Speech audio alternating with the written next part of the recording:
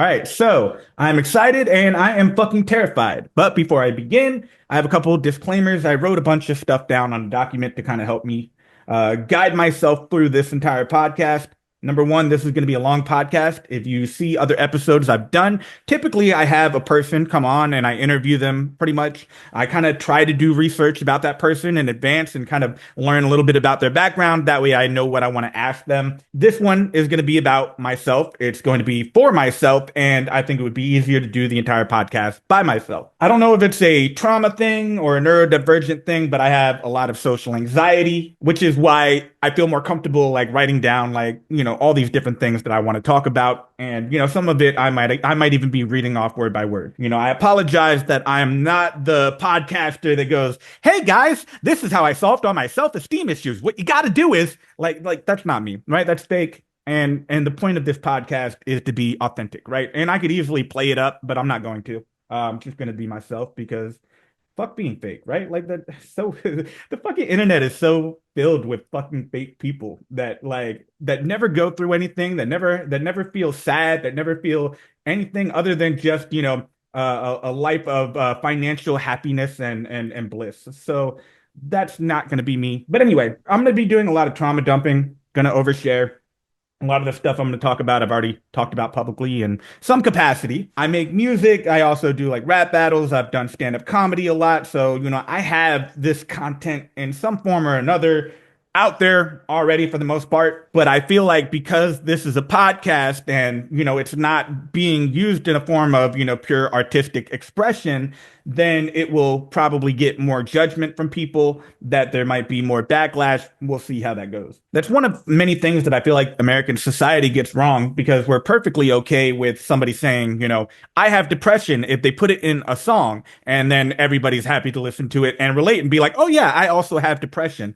But if somebody goes on a podcast and says, oh, I have depression, well, everybody just feels bad for them. Oh, what is this loser doing? Right. And those are such different perceptions of the same thing. It's still one person expressing their sadness. Right. And to me, that doesn't make any sense that we judge one person and not the other. But I'm not going to let that fear of judgment stop me from doing something that I feel like is going to be a net positive. So what I'm going to do is I'm going to start by telling you my story. Then afterwards, I'm going to tell you why I'm telling you my story, because I think if I tell you why now, people are going to tune out. So let's get to the good shit, right? Everybody wants a pity party, right? And I don't know why pity parties get like such a bad reputation, right? Like pity parties are fucking lit. But I'm not really depressed. Part of it is more so me trying to grow into my next stage of evolution. Part of that is overcoming like the last amount of social anxiety that I still have. And that's kind of the goal of the podcast. And I don't know, maybe it'll work, maybe it won't. I don't know. This is all like uncharted territory for me. The very last disclaimer before I get into it: if you have ever known me personally, I don't have a problem with you watching this video, but my goal is to be authentic. So take a moment to figure out whether that's really something you want to see. I can't be authentic and simultaneously be fake in order to try to protect somebody else's feelings. Those are contradicting things. All right, so beginning with mommy and daddy. My mom was 16 years old when she got pregnant with me. And my understanding was that I was an accident. The condom broke or they didn't use it right, whatever the case. It was not a planned pregnancy. But my mom also had her own traumas. Her mom, which was my grandmother, was diagnosed bipolar. She committed suicide long before I was ever born. And then her dad, which was my grandfather, basically said that, either she gets an abortion or she's going to be out on the street. Now, obviously, I'm here, so she did not get the abortion. She got kicked out of the house at 16, although she was with my dad for a little while. My dad was 18 at the time. I think they tried to make it work at the beginning. For about 2 years, they were together, I think. And then when I was 2 years old, they got divorced. For the most part, I never really felt like my dad was very present in my life. I feel like he did a lot of the bare minimum to, be somewhat involved in my life, but not actually doing anything. Honestly, he just felt more like a babysitter than anything. I would go over to his house one day every single week. Basically, at 5 p.m., he would pick me up. 5 p.m., he would drop me off. We didn't really do much, didn't talk much. I don't really know anything about him other than he like finance. He definitely like thought of himself as, being an entrepreneur. I think he watched too many like Wall Street movies, Gordon Gekko type shit, but never actually made any type of significant money. I was born and raised in the South in Florida. I was born in St. Petersburg, Florida, which is right outside of Tampa, if you're not familiar. I never really thought of it as like the South because I don't know, I never thought of Florida as like a Bible Belt type of state. It has definitely become a lot more so over the years, I think. But, I came from a Catholic family, so I was raised, Holy Family Catholic, it was called. But for the most part, I would say that once, my mom and dad got divorced, my mom pretty much raised me by herself 6 days a week. My dad did pay child support, but other than that, not very present. So I was born with something called bilateral microtia and atresia. And I'll break it down. Bilateral means bilateral, two sides. So this side and this side. Microtia, micro is the prefix, and then otia is referring to an ear. I don't know if it's like Greek or whatever, but it's a medical term. Otia refers to an ear. So it's like a micro ear on both sides. And then atresia is referring to atresia of the ear canal. So when I was born, I did not have an ear canal. Both of these, these are not what my ears would look like if I had not had surgery. But because when I was born, I did not develop an ear canal, that would not have allowed sound to come in. So therefore, born deaf, right? However, I theoretically should have had a lot of like the same internal shit that works normally. However, there are definitely some things that even when I have a hearing aid, I don't hear very well at all. Certain frequencies, like for example, a fire alarm, I might not hear. If it's a very high pitched noise, that's where my hearing kind of almost drops off completely. A lot of people don't really understand deafness, so I'm going to break it down a little bit. One big misconception that I feel like a lot of people have about deafness is that they think you're either deaf or you're hearing. That's not how it works, right? It's a spectrum, like almost everything in life is a spectrum, yet because, the majority of people fall within that side or that side, they seem to ignore that there are people that exist in the middle. And especially with something like deafness, which really doesn't get a lot of mainstream attention, very rarely do people even acknowledge that deaf people exist. A lot of people just don't fully understand what it means to be deaf or to be partially deaf. There are actually medical terms, and I don't even remember which one is worse, but there's profoundly deaf, and then there's severely deaf, and there's a whole spectrum. Again, I can hear things. I have this hearing aid that allows me to hear better. I should also get one on this side. However, unfortunately, we live in a country where you have to have a certain amount of money in order to be afforded things like healthcare. So real quick, I'm going to show you an example of an audiology evaluation for somebody that has normal hearing. Don't worry, this is not a math test. I'm not going to quiz you on it.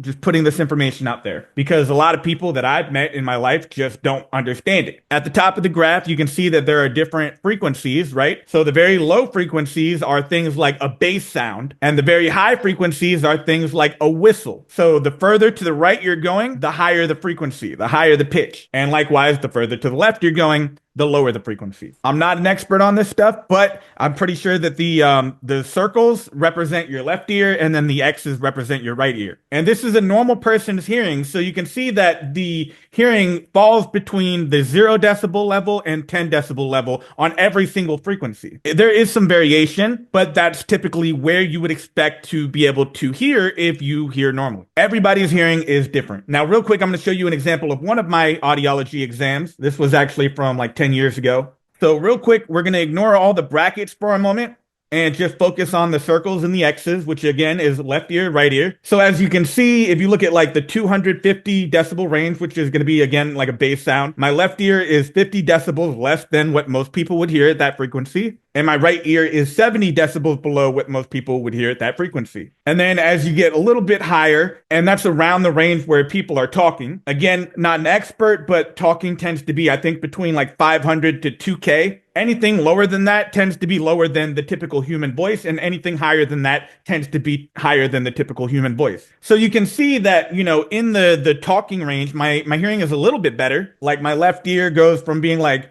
40 decibels at the 500 frequency range, which means that I hear at 40 decibels less than other people in that range. And I hear at 30 decibels less than most people at the 1K range on my left ear. And you can tell that my right ear is worse than my left ear. And then you can see that there's a range of like 2K to 4K, where basically it just kind of disappears, like you don't see anything. That's because I'm completely deaf in that frequency. And then the brackets are actually how I hear with a hearing aid. I don't know which one is left and which one is right. I'm assuming the left bracket is the left ear and the right bracket is the right ear. But you can tell that with a hearing aid, my left ear is actually pretty close to normal. I mean, it is normal. It's at a 0 decibels, which is good. My right ear with a hearing aid is closer to normal as well. Then closer to the 1K frequency range, it goes down maybe an extra like 10 decibels. But then even with the hearing aid, my hearing drops off completely around 4K to 8K. The point that I want people to take away from this, number one, is that a hearing aid helps, but it doesn't make you hearing. Deaf person plus hearing aid does not equal hearing person. A lot of people get that fucked up. The other thing is that deafness is not just a volume button where it's like up here or down here. I have two different ears. They both have their own volume, and they each have a volume for every single frequency. So there's the low pitches and then the high pitches. And in some frequencies, it's all the way down here. And then other frequencies, it's back up here. And this is probably true of most deaf people or people with, some kind of profound or severe hearing loss. Their hearing is not going to be consistent across the board, either up here or down here. That is an oversimplification of what is actually happening and how their hearing works and how your hearing works. Because, this is applicable to you as well, even if you hear perfectly. All that means is that you hear in between the range of 0 to negative 10 decibels for every single frequency. And it's really not that hard. I think some cars have it too, where you can literally, turn up volume by decibel level. So you can get a pretty good idea of just how profoundly different a sound at 10 decibels is versus a sound at 70 decibels. But that is my hearing in a nutshell. Now, for me personally, right, I don't represent all deaf people. I represent me and only me. I don't even represent the majority of deaf people because they have their own culture that I'm not really a part of because I just was not born and raised into it. I had no exposure to that. I was just put into schools with other hearing people. So there was never really any benefit for me to try to learn how to do sign language because my parents didn't know how to sign. So who was I going to communicate with if I learned sign language? Nobody. There was nobody around me. So I just, try to adapt to the world because that's what I have to do. That's a survival mechanism. I think a lot of people just don't understand that deafness more than anything else is a social disability. There are definitely people that are much more deaf than I am, so maybe they're more impacted than I am. But for me personally, the hardest part of being deaf is not being able to communicate with people the way that they communicate with each other. So between the age of 5 and 13 years old, I had 30 surgeries. So that's about an 8-year span, which means that I had a surgery almost once every 3 months or so. But that also doesn't include the fact that, you typically had to go to the doctor, do a doctor visit before the surgery. You would have to do a doctor visit after the surgery as a follow-up. And then after the surgery actually happens, immediately you would typically be in the hospital for, depending some of the surgeries. My favorite ones were the ones where I was literally like in and out the same day, but that was like only like 2 or 3 of them, if I recall. The majority of them, I had to stay overnight for at least like a couple days. Some of them I had to stay in the hospital for like 2 weeks. I don't want to get too far into the gross stuff, but when I would come out of a surgery, very often it would be a requirement that like I have to urinate a certain amount in order to leave the hospital. And if you come out of a surgery, you don't necessarily have control over that, right? Your body is functioning in a different way than it would be, prior to, you undergoing anesthesia and all that other stuff. So pretty much, the entire time I was in the actual hospital, you just basically have a diet of only liquids. You're pretty much perpetually hooked up to like an IV, which, limits how much you can actually walk around the room or do anything. So pretty much bedridden the whole time. And then, of course, there's a lot of maintenance stuff that you have to do. It's pretty much like, you get a tattoo, right? After the tattoo, you have to wait for it to heal. Then you take off the bandage and then you have to clean it, make sure it's sanitized, all that other stuff, right? I had to do that with surgeries as well. But I do have, several scars. I have one here, and then I have one on this side that's not quite as visible. And then I have like 2 up here that you can't really see because I have thick hair, thankfully. I have 2 right here, which is on my rib cage. And then I have 2, what they call skin grafts on the side of my thigh. So basically what they did was they cut open my rib and they took cartilage from my rib cage that, otherwise is not needed in order to, function as a human. And they took that and they cut open like the side here. They inserted like a silicone balloon. So, basically like a boob job on my head, right? And so they cut this open and then they put in, some of the rib cartilage. And then they would use, the skin from the skin grafts which come from my thigh, they would basically use that to form the ears I have. Now they don't look perfect, obviously. And maybe if I were born at a better time and had better plastic surgeons, then maybe they would be, but whatever. And then obviously I have my hearing aid. I should get one on this side. I just, money. America is a capitalistic country that does not prioritize healthcare. But I have a special type of hearing aid called a bone anchored hearing aid, or they call it Baja for short. Basically, right, this comes off. I have like a little metal, I don't even know if you can see it, but I have like a little metal thing that they implanted into my head. And this basically just kind of like buttons into it.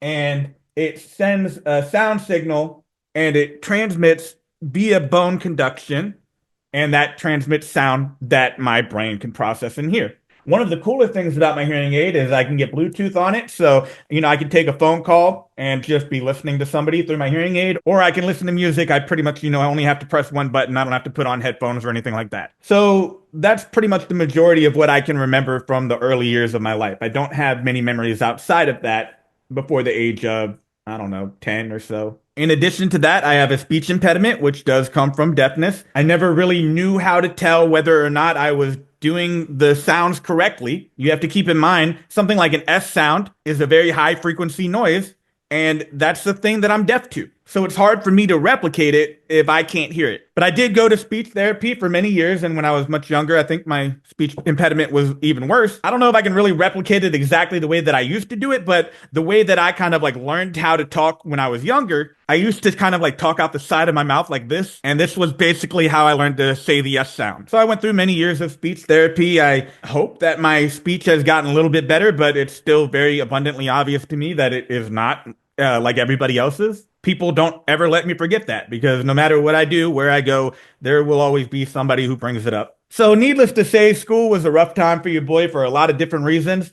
Number one being that, like I said, a single teen mom didn't have money, who was basically trying to survive with the means that she had, which were very little. So we moved around a lot. I went to a preschool, which was different from my kindergarten, which was different from my first grade, second grade, third grade, fourth grade, fifth grade, and sixth grade were all different schools. So there wasn't really much opportunity to establish long-term friendships in that manner. And, it's like, this is how you develop your skills and your social ability as a child, is by interacting with other people. But what I kind of learned from that is that no matter what I do, it's going to be worthless anyway, because I'm just going to end up moving, and it really doesn't matter what I do because those friendships are all going to disappear anyway. We lived in a lot of different places. At one point we lived, in an apartment. At another point we were living in a trailer park. There were some points where we didn't really have a home, so we lived with my mom's friends. Another point, we would be living in a house in a decent, middle class area. But all that being said, I was never starving. We were never out on the street. So things could have definitely been much worse. I know there are plenty of people who do have it worse. My mom was not addicted to any substances. For the most part, she was always sober. She was just a teenage mom trying to figure out how to do the best with whatever she could do with the resources that she had. As I mentioned earlier, there were a couple of my mom's friends from high school that we stayed with on a couple of occasions. Those people were basically my family. They were the people that I ended up spending every Thanksgiving with, every Christmas with. So we weren't related by blood, but I still feel like, I grew up with a conventional family. And not everything I'm going to mention is a negative thing, right? Most of my memories with them are positive. They're just observations, things that happened. The only other family member that is super significant to my childhood is my great grandmother, which is my dad's grandmother. She was a super nice person, but did not set boundaries, especially not with me. So I pretty much knew I could get her to, do whatever I wanted her to do. So me as a 10-year-old, 11-year-old child or whatever, definitely took advantage of that. One example, I remember I wanted to rent a PS2 from Blockbuster, and the whole way that they did it was you had to put down $200, then you get to rent the PS2. Then once you return the PS2, you get that $200 back. I remember getting into kind of an argument with her about that and like talking her into it. And there were plenty of other things. Like, I didn't want to ride on the bus with the other kids, so I would call her and have her pick me up and take me to school. Usually she would also take me to McDonald's, which was right across the street from the school. So I didn't develop good habits. A lot of the time I wanted to stay at her house instead of my own because my mom was kind of abusive. But then there was friction between the two of them. I know there were plenty of times when my mom would say that, like, I can't stay with her. She's not going to see me again for months or whatever it is. I think she was honestly just jealous that, I liked my great grandmother so much. But at the same time, she did not set very many boundaries. So I kind of got away with murder as long as I was in her house. She always had like candy and like unhealthy foods. Anytime I wanted to go out for, food, she would take me out to a restaurant or fast food or whatever. So I definitely took advantage of her a lot, which I, as an adult, I feel shame about and regret. And I wish, I had done things differently and maybe appreciated it more at that time. But, me as a 10 or 11-year-old child just didn't have the mental cognition to be like, well, this is not an ethical thing to do, so don't do it. That type of thinking never occurred to me as a 10-year-old child. So going back, like I said, I don't really remember very much that happened before the age of 12. A lot of it is kind of just blocked out. Like one thing I remember is a kid when I was in like, kindergarten or first grade, like breaking my hearing aid. When I was in second grade, I vaguely remember we had like cubbies that were like right by the bathroom. So somebody had like taken my backpack and thrown it into the toilet, which was full loaded up with a deuce, only to find out later that it was actually the two kids that I thought I was friends with and that I hung out with the most in second grade. And I'm not holding anybody accountable for this type of shit. Like, second graders are going to do whatever the fuck second graders do, right? I don't expect them to behave with like the mental maturity of an adult. This type of shit probably happens to most people in life. But ultimately, there's just a theme of me not really being able to trust humans because I never really met anybody who has been able to earn and maintain my trust, throughout my life other than my wife. As I mentioned before, my mom was abusive, mainly just, using a belt. I don't really remember much of what triggered it. I think it was just me not doing things right.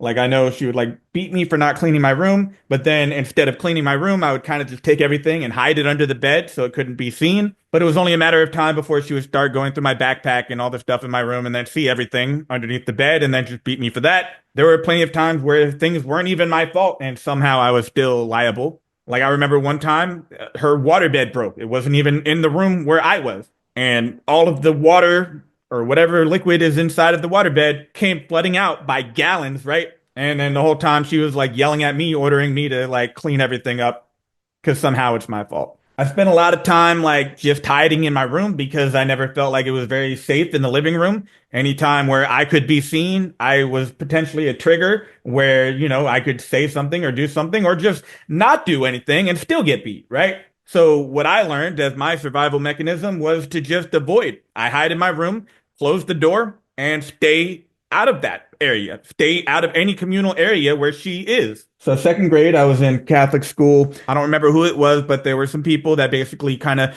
talked to all of the kids in the school. They were doing like little interviews and basically asking about abuse in the household. I don't recall what I said. All I know is I said whatever I said, and my mom got in trouble. They visited in person, but nothing actually happened. I don't really remember very much of what happened between second grade and sixth grade. What I do remember is that my mom was dating around a lot. So there would be a revolving door of, different boyfriends. She never really settled down until after I moved out of the house. So from my perspective, I always looked at it like, okay, like any one of these people might be my dad because I felt like that was a presence that was kind of absent in my life. And this was, to me, my home. Like I spent 6 out of the 7 days of the week here. So there was definitely a part of me that was like wanting that, looking for, some kind of male role model or a father figure. And so to that degree, I'm a little bit sympathetic to people who are in the same position. And like I've seen this comment multiple times from both women and men who are parents where they'll say, you don't got to worry about my kid. Like that's irrelevant. You're dating me. You're not dating my kid, that type of thing. Personally, I don't really agree with that just because I was in that position of, feeling like I wanted a father. And I was constantly being introduced to new relationships and then having those relationships removed. And that's kind of like a theme of my whole life. Like again, with school, every single year, I meet all these people, never see them again the next year. On my dad's side, he eventually got remarried to my stepmom.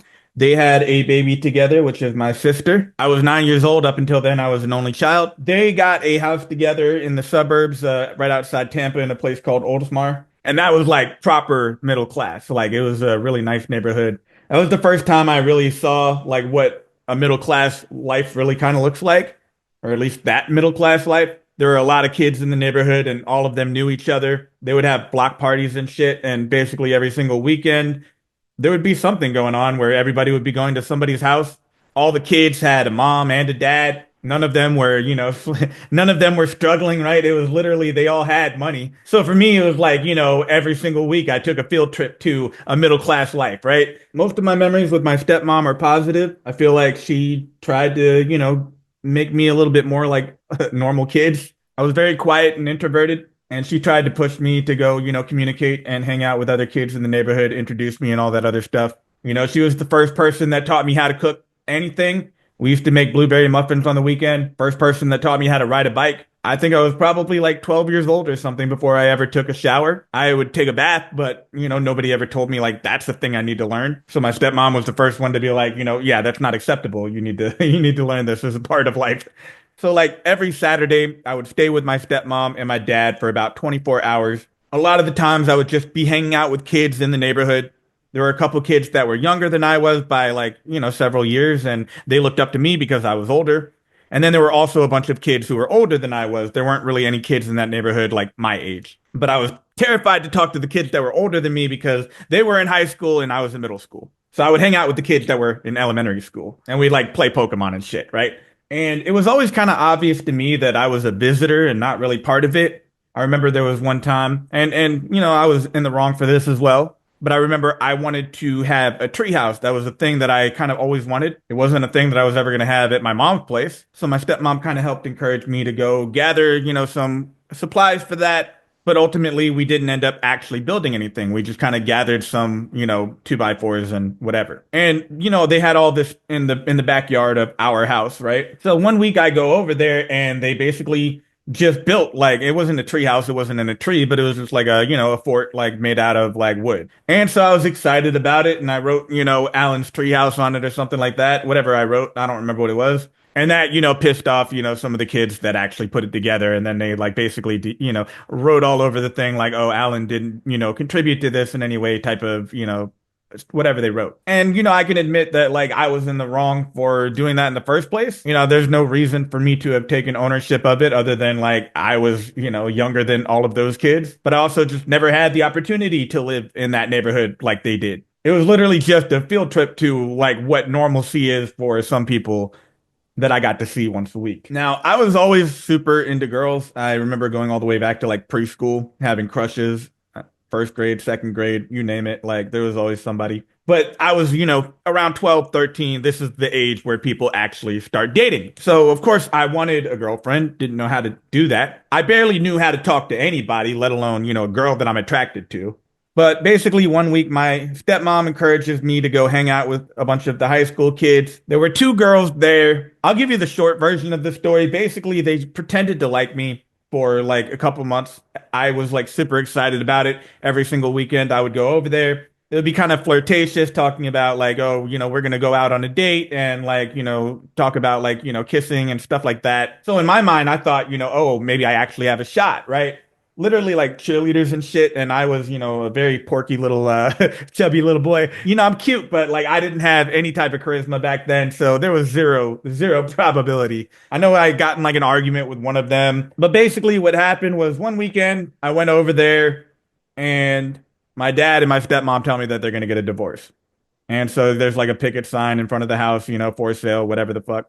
And so that same night, like I was just, sitting out on the driveway playing my Game Boy or whatever it was, processing the way that I process. And then like after that, like the girls come up to me and then they're like, yeah, we were lying. We never actually liked you. And psychologically, that really kind of fucked me up, probably more than anything else in my childhood. Surprisingly, like if you hear every other thing that I talk about in this story, like that's the thing that really bothers me more than anything else. And I get it. Like it's like normal shit. It's also, teenage kids doing dumb shit, being mean, whatever the fuck. But that really put a bullet through all of my self-esteem because now I felt like I had to be on guard all the time. And then that created like a loop of anxiety where I was already very socially shy, anxious, didn't feel like I fit in, had a hard time communicating because I have a speech impediment, I have an ear deformity, I have a hearing disability. I have scars all over my body. I was always, pretty self-conscious about my physical appearance, and I still continue to be even to this day. I mean, one of the hardest things for me to do is go get a haircut, especially if it's a barber that I've never had before, because I have to explain a lot of shit. Number one, I'm not going to be able to hear you when I take off this hearing aid. Number two, I got this metal thing here that you're going to have to like, work with. And number three, you're going to have to work around like this shit, right? Like, and that's a lot to have to try to burden onto somebody that you've never met before. And also to deal with the social anxiety of like, oh, is this going to be weird for them? It's fine if like I have an established barber and they already know the deal, but like other than that, like there have definitely been periods of time in my life where I'm just like I don't even want to get a haircut because I just don't want to have to deal with, the social aspect of it. And that to me taught me that anytime a girl says that she's into me, that she's probably lying, to the extent that I felt like I wasn't worthy of love, right? Yada yada. And these are things I believed at the time, right? I don't believe these things now, but that was the mentality that I developed from that experience. And it was only compounded by the fact that like this is now the second divorce that I was going through, which also happened to happen on the same day, right? My mom and my dad already got divorced, so now my stepmom and my dad are getting divorced. In addition to that, like all the kids that I do know from that neighborhood, I'm also never going to see, just like every other kid that I'm never going to see in my life. And these two girls, pretend to like me as like a prank, only just to say at the end of it all, oh, fuck you. Somewhere around that time, my great grandmother died. Not exactly sure what the timeline was there, but to be honest, I never really grieved it. I never really knew how to grieve, and I still kind of don't know how to grieve, especially death. I think in my mind, I didn't really think of it as a tragedy because, she was 81. And so that to me was like, okay, she's old. Old people die. It was still sad though, because like it was the only person that I really kind of felt secure with in my life. And she was previously married to my great grandfather who had died like, I don't know, 6, 7 years before that. And he was also great from what I remember. But like, again, kind of the same thing where it's just like, I was pretty young, didn't really think much of it. And I just kind of figured, oh, like this is an old person, old people die. I know some people like live to be older than that, but like from my perspective, like I'm not expecting people to live to be 100. I don't expect myself to live to 100. I'd be surprised if I lived to be 50, honestly. But that's pretty much it. Like one day she was there, then one day she was not. So that also kind of like took away a possible place where I could go to be away from my house. However, my mom, for the most part, was working two jobs or, just working overtime a lot. So I had the house to myself quite a lot. And especially at that period of time, like I had nowhere else to go. So I spent a lot of time just by myself in the house. I would occupy my time by either, I had to do homework, obviously, but watching cartoons. My diet wasn't great. It was never great. A lot of the time, it was just me like making kid cuisines and like hungry man type meals because, I didn't know how to cook. Nobody taught me how to cook. My mom didn't really know how to cook. The only thing I really knew how to do was microwave shit, so I would microwave shit and watch TV. I'd be like peeking through the blinds. I see my mom come home, go run into my room and hide. Even to this day, I have a really bad diet, and it's definitely something that I need to work on and something that I'm trying to work on low key, but I have, addictions and other shit that I'm still also trying to work on. But basically, around this time, I was also going to middle school. I went to a place called Madeira Beach Middle School, pretty nice school. We actually had like a lake kind of like right by the classes, so you could actually look out the window and you occasionally might see a dolphin. It was pretty lit. But middle school was really kind of when I start noticing people all getting into different cliques and stuff, developing their own little personalities. You start seeing people who are jocks and then you start seeing people who are goth. I didn't really know where I fit in. I didn't really fit in anywhere. I remember there was one day when I tried to be goth for a day. So I'm such a fucking loser, right? I put fucking Sharpie or some kind of like a marker, black marker on my fingernails to try to like, make it look like I painted my nails. It rained that day, bro. And then it literally just like smeared all down my hand and I looked so fucking dumb. Like I didn't know how to like fit in with other kids. I didn't have anything in common with anybody. Then I remember I had a science class. There was a kid that I knew. His name was Terrell. I don't even remember how we got introduced or whatever, but we would, be talking and he was he was a good friend. And so basically I would just hang out with him during lunch and shit. The middle school was kind of segregated, right? Even though there was no formal segregation. So, you did have goth kids sitting with goth kids. There were some like white kids they dressed urban, but for some reason they only hung out with the other white kids that dressed urban. But then there was like, at least half of like one of the long ass tables that was just like all black kids, and then like I was the one white dude there.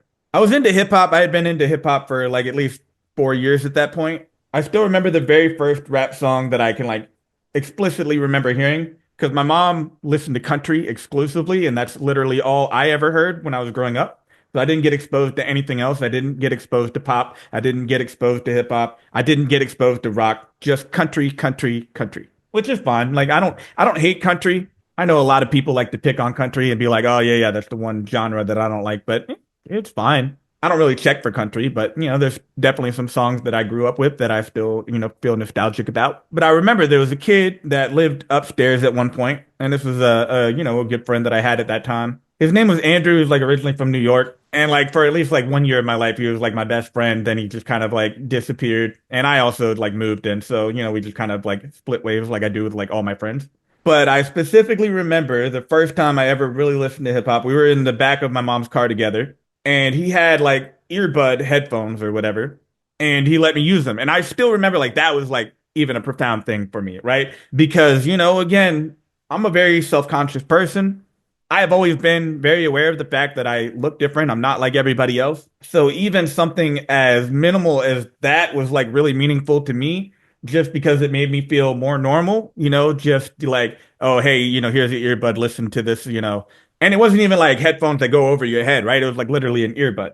But I remember the very first song was called Can I Get a by Jay-Z. And like that was, the song that kind of like made me fall in love with hip hop. I started like listening to it a lot more. And then like right after that, Eminem came out. So of course I listened to all his shit, especially being a white dude that like made me feel somewhat represented in hip hop. I didn't really listen to Beastie Boys. That was like older generation shit to me. But I was a pretty big fan of rap. That was like most of what I listened to, that and R&B, all when I was like 10, 11, 12. Then so up into middle school, what happened was I had a crush on all type of girls in the school. I remember like I was in English class and we were like, starting to like write poetry and stuff. So I had this dumbass idea where I was like, I'm gonna write poems or sonnets or whatever you want to call them for all these girls that I have a crush on. And, I'm basically gonna hand them to the girls and, maybe one of them will like me or something like that. But I remember I like wrote individual poems for every one of them. And like I folded them up. I wrote their like names on it. I was gonna give it to them. And then on the actual day, I just didn't have the courage to do it. I just kind of had all this stuff like in my backpack. But basically, I had all these poems in my backpack. I was riding the school bus back home, and I don't remember exactly how it happened, but a bunch of the kids that were on the bus kind of like saw the stuff in my backpack and they were, very curious. So they like started like, going through all the poems and stuff or reading them.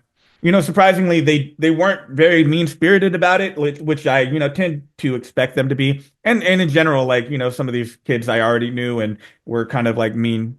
But they actually said like the poems were pretty good, and so that like made me feel a little bit validated, right? Like it felt like, oh, this is something maybe I'm good at. One of the girls on the bus basically knew one of the girls that I had written a poem for. So she basically took it and said that she was going to give it to that girl. She gave this poem that I wrote to her. The other ones, all the other poems that I wrote never got to anybody. I just held on to them. But basically what happened was, after that, Vanessa would be kind of like, smiling, say hi. There was definitely like some external pressure from other kids, I think, who were trying to egg it on. I don't know what the incentive was. Maybe it was to be mean. Maybe it was just because they were bored and wanted something better to do. But a lot of the kids in the school kind of found out about this. And I still like, I like this girl. She was, really pretty. And I had already written her a poem. So I was like, okay, well, maybe I'll do it again. And I felt like overall, she was receptive to it. We never like dated or anything. And, she never, I don't think, ever pretended to like me. She would smile, say hi, that type of thing, but like nothing where, nothing where it was like blatantly obvious that like she was trying to prank me or just like, do anything that would be like mean spirited.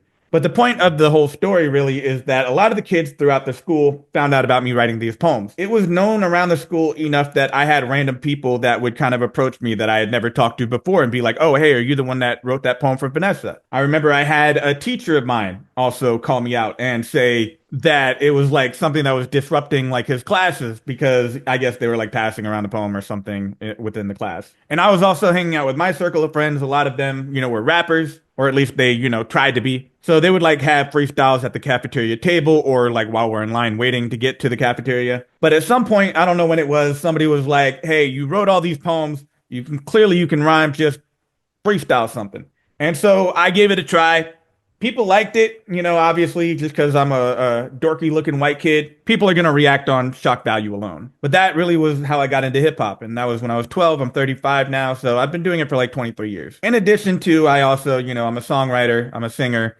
Even before that, I was in chorus a lot. It was really when I was in like seventh grade that my voice started to change. And then like I wasn't able to sing the same way that I was before. So that transition really like took my focus off of singing and put it onto like rapping. And then as I got older, I kind of like started singing more. I'm still not like the best singer in the world, but I like to write music. I like to make music. It's really just like a hobby that I enjoy doing. All right, so part two of this video, but that's basically the story of how I got into hip hop. That pretty much all happened in middle school. There are a couple other things in middle school that I did want to talk about. Number one, I do remember being bullied a lot. It was also a little bit hard to have good communication with, people in the school because what the school provided me with was something called an FM unit. And an FM unit's like a little Walkman, and they would have like, headphones. They did have like a version with bone conduction hearing, which is the one that I ended up using. But the FM unit was solely designed to allow people with hearing disabilities like myself to be able to hear the teacher. And that's great for, in class when you need to be paying attention to school. But in terms of facilitating a social experience for a deaf person, FM units are kind of not helpful. They're literally just a microphone that allow you to hear one person in the classroom. That's not the experience that every other child in that class has. All of those kids are going to hear questions that other students are asking. All of those kids are going to be able to communicate to each other in between classes and then outside of classes, because in the morning I had to pick up my FM unit, and then at the end of the school day I had to drop it off and charge it, and that was my responsibility, but I was not allowed to take it home. So outside of school hours, I still was not able to hear people as well as I optimally could have. I was bullied a fair bit by, many people. There were kids that were on the bus that were just kind of mean. I remember there was kind of like a social system where like all the cool kids got to sit in the back of the bus. And if you were, a loser, you were kind of sitting at the front of the bus. And you could tell somebody's social status based on where they're sitting in the bus. That being said, there were no assigned seats of any kind. But there was one day where I was trying to sit in the back. I think it was a day that there were other seats available. There was no assigned seating, but this other kid basically like claimed it as their own. So they kind of like jumped up beside me and then like basically used their feet to like kick me out of the seat and onto the ground. There were at least a couple other occasions where I kind of almost got into a fight with somebody, but I was very afraid to do anything that would possibly get me in trouble, because every time that I got in trouble with the school, I would usually go home and then my mom would beat me. Like, I remember one time I got a referral and I was going to take it home. Some girl that was on the bus, didn't seem to think it was a big deal. It was a big deal to me. I already was afraid of whatever my mom would do when she found out about it. And I assumed that the school had already probably called her about it. And I don't even remember what the referral was for. But a girl that was on the school bus, just ripped it up and threw it out the window. And that to me was, a terrifying thing, because, now I have to go home and explain to my mom why I don't have the referral that, I should have, that she's supposed to sign. So I was also really hesitant to get into any type of physical fight with anybody. I remember one occurrence, there was a kid that was already being mean to me. So I basically returned it and, said something about him having like a flat face. And so then after we got off the bus, he immediately wanted to fight. And of course, all the kids from the bus stop, wanted to gather around and watch that as well. This was actually a kid that was older, but he was smaller than I was. Probably could have won that fight. But I had no desire to get into a fight, because even if I won the fight, the best case scenario is I go home and then I get my ass beat. And ironically, like, I had taken karate for many years during that period of time, but nobody ever actually taught me like it's okay to defend yourself. So in that particular scenario, again, I'm a pretty big guy. So I remember he just like punched me square in the eye. And that was it. I just ate it, right? I didn't fall. I mean, I was probably crying, but like, I didn't feel like I could do anything, right? I had to just walk home. And that's not the only scenario. There's at least, multiple other times where I can recall being bullied by somebody and just not feeling like I had the ability to do anything about it.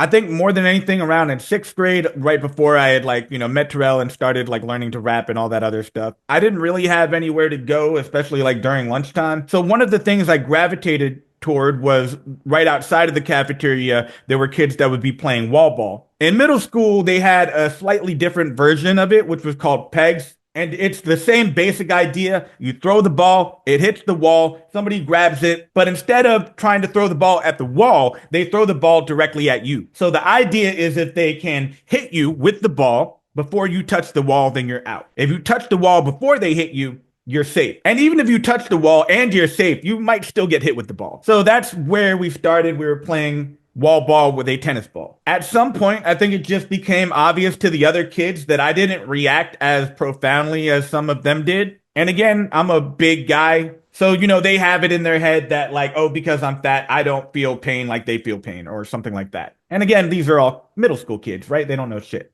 So eventually what happened was they all basically started like taking turns trying to figure out who could break me because I wasn't reacting when I would get hit with the ball. And also, mind you, these were mostly kids who played baseball outside of school. At least one or two of them were pitchers, right? So they knew how to throw a ball. So for a while, they just, took turns trying to throw the ball as hard as they could to try to like get me to, react loudly or, be hurt. I never wanted to give them that satisfaction of me breaking or whatever that was, so I just didn't react. So then after that, they got a racquetball because a racquetball would hurt more than a tennis ball, so they used that instead. I still didn't react, so then they went and got a golf ball. And you would actually probably be surprised by how much it hurts to have somebody throw a golf ball at you at full strength. Even if they're kids, I was also a kid at the time. That was mainly sixth grade. Then in seventh grade, around halfway through the school year, that's when I started getting into rap. I did start like dressing a lot like the kids I hung out with. So I would wear like South Pole. Like I had some Rocco wear. I even had FUBU at one point, which, I would get made fun of for wearing that, especially more so from white kids than black. But once, I started getting more into rap, then I started hanging out inside the cafeteria more. I was always trying to get social acceptance from other people. That's been something that's a theme of my life that I unfortunately need to be better about, like not trying to people please in that sense. Like I didn't have money, but what I did have at the time, this was like right before my great grandmother died, but she would give me enough lunch money for the week to get cafeteria food. But because I wanted social acceptance from my friends, usually what I would do is like every Monday, I would just take all of that money and then I would just like buy cookies or Gatorade or whatever and just give it out to the kids that were at the table with me. That to me was like, maybe they're going to like me more if I do this. But then that like kind of backfired because then a lot of people just thought I had money, which was not the truth at all. What I had was money on Monday and then I just didn't eat anything on Tuesday, Wednesday, Thursday, or Friday for lunch. I remember I actually got in trouble for that too one time because I went to a zoo in Florida called Lowry Park and it was like a school field trip or whatever. So I got my great grandmother to give me some money for that. And instead of buying like something for myself, like I was just like giving it out to other people. And then they literally just like gave me a referral for giving some of my own money to other kids in the school or detention. I don't remember what it was, but I remember there being punishment and like the teacher being like, man, I wish I had friends like you in school. Then I remember one day in like eighth grade or something, we had a science project and one of the teachers brought in dry ice. There were two kids who I usually sat with, at lunch. I knew them. We were kind of friends. I mean, I wasn't like super close with them, but I still considered them to be part of my friend circle. But I was like walking from, one class to another, and then like they kind of came up behind me. I didn't really know what they were doing. I just felt something like on my neck. So like one of the kids had like gotten like a paper towel and they took a bunch of like the dry ice and they had like put it directly onto my neck and then like started pushing inward. At first, I didn't know what it was. It just felt a little bit cold, but I didn't really feel like pain immediately. I literally just kind of stood there for like a good like 5 or 10 seconds. And then by the time they like pulled it off, I like felt the back of my neck and there was like this big hole. Like it was like a big indent that you could definitely notice. And I guess they had just like put the dry ice there. I think there was still some like left in the hole. So I like wiped it out. But that was like super fucking painful, like pretty much that entire day. And then like going on afterwards, but it was just like a fucking burn. But, another thing that happened, another thing that just kind of taught me that like I'm always gonna have to be defensive against everybody because I don't feel like there's ever a space where I'm actually safe from pain or physical harm or mental harm. And there were plenty other like small one-off things that, happened, but the basic point is that, I never really felt like I fit in too well anywhere. I got made fun of a lot because I look different, talk different. And part of it also was just that I was also kind of fat. Truthfully, if I lost weight, I probably wouldn't have had such a hard time, but that wasn't very obvious to me because I had so many other things wrong that I felt like fatness was just like one layer of a million other things, and those things are still going to be there and they're still going to suck regardless. What I don't want to do is give you a false representation of myself.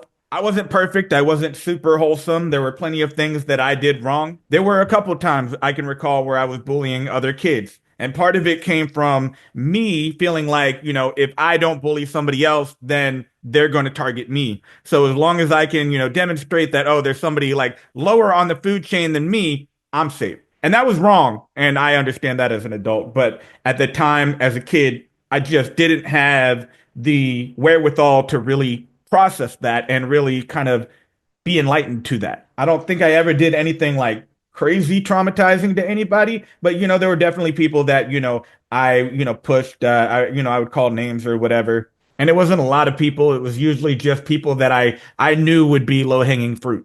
More realistically, I probably should have been friends with those people. Those were probably the right people that would have been, good to be around. That probably would have been safe. That wouldn't have been so mean spirited. But I was so consumed with trying to get acceptance from, the majority of people, the people that were popular, the people that everybody liked and the girls liked and all that. There's something I want to talk about that I don't feel super comfortable talking about, but I want to talk about it anyway because I feel like it's important. I feel like it's still relevant today. In fact, it might be more relevant today than it was when I was a kid. Like I said, I was always into girls. I was always wanting, a girlfriend, acceptance from, women. I felt like even when I got acceptance from guys, like it always ended up being harmful one way or another. So I always, I was always looking for some kind of acceptance that I thought would not be harmful, right? If that makes sense. And I did find that eventually, which is my wife. We've been together for 12 years now, but at the time, that was foreign to me. I remember multiple instances where I would see boys interacting with girls and frankly just, not respecting their boundaries. Like one example I can remember off the top of my head. One day I visited my great grandmother. They had a community pool and there were two other older kids. I knew them kinda. I knew the girl more than the guy. It was a girl that like I had hung out with a couple times. Like we played like Tony Hawk together. We, played like a couple board games and stuff. So she was nice, but I was much more younger. I don't remember how old I was. I want to say probably like 10, 11. But this is again me being an impressionable child watching like, these older teenagers interact with each other. So I remember like the boy was like pulling the string from her bikini. She was still covering up, but like, it just to me kind of felt like an uncomfortable moment, but I didn't really know much of like how men and women interact. I didn't really see that from any of my parents. Like, how do you make a romantic relationship? How do you ask somebody out on a date? How do you go from dating somebody to being in a relationship with somebody or get married and all that other stuff? And nothing happened. Like, it wasn't like super obvious to me that it was traumatic to her. And maybe it wasn't. And it was me basically like watching another kid who was basically like trying to derope this girl in a community pool in public, right? There was another example that I can think of around middle school. I was in my own like neighborhood hanging out with some of the neighborhood kids. Usually that was something I tried to avoid doing, but this is like one of the few times that I actually, did go out there. Most of them all had like mopeds. I couldn't afford one, so I just kind of felt left out because they'd be like zipping around the blocks and I would just be there.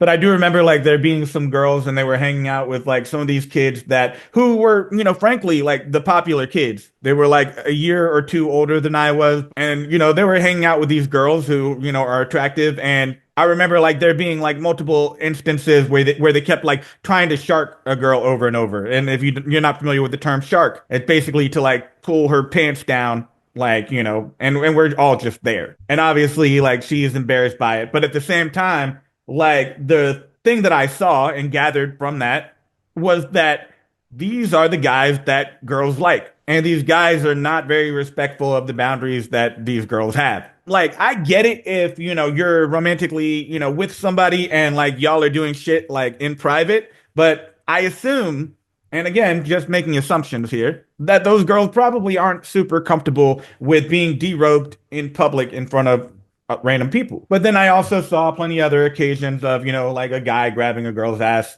things like that. And so I'm trying to, adapt and behave the way that other people behave. It doesn't make it excusable as an adult. This is, something I feel a lot of shame about and regret. But I do remember there being like multiple times where like I would grab a girl's ass. Usually it would be somebody that I kind of knew, but in general, there were just, several things that I feel bad about and guilty about that should not have happened. Like I was interested in these girls and I wanted to gain interest from them, but that should have happened in a way that was organic, right? Where it comes from, pure consent, where I know with 100% confidence, this is something that she wants rather than me doing it and then finding out afterwards whether or not that's, okay. And there are a couple other things on that theme that I'm going to be talking about later, but I wanted to kind of bring that out in the conversation. Number one, because, I feel a level of guilt and shame about that. And I don't want to like feel like I'm harboring some kind of secret. I don't want to portray myself as a better person than I am because, that's not who I am. And what I'm trying to do with this podcast is to portray who I am. There were a lot of things where I just felt like I was very behind my peers socially. I remember being on the bus and like different boys talking about like, oh, I got a blow job, I got a hand job, blah, blah, blah. Mind you, we're all like 12 or 13 years old. I remember it being surprising to some people that like I hadn't even like watched porn at that point in my life. And it was around that same age, 12 or 13, like the first time I saw somebody like smoke a joint in front of me. I had never, done any type of drugs, done any type of alcohol. So that was all foreign to me. And my mom didn't even do that stuff. So that was like so foreign to me. And so a lot of what I did when I was younger was just try to fit in by doing what they're doing. So to wrap up my experience in middle school, the very last day of school, they had a dance basically. And then immediately after the dance, they would let all the kids out and then we all go home and we basically like, move on to high school.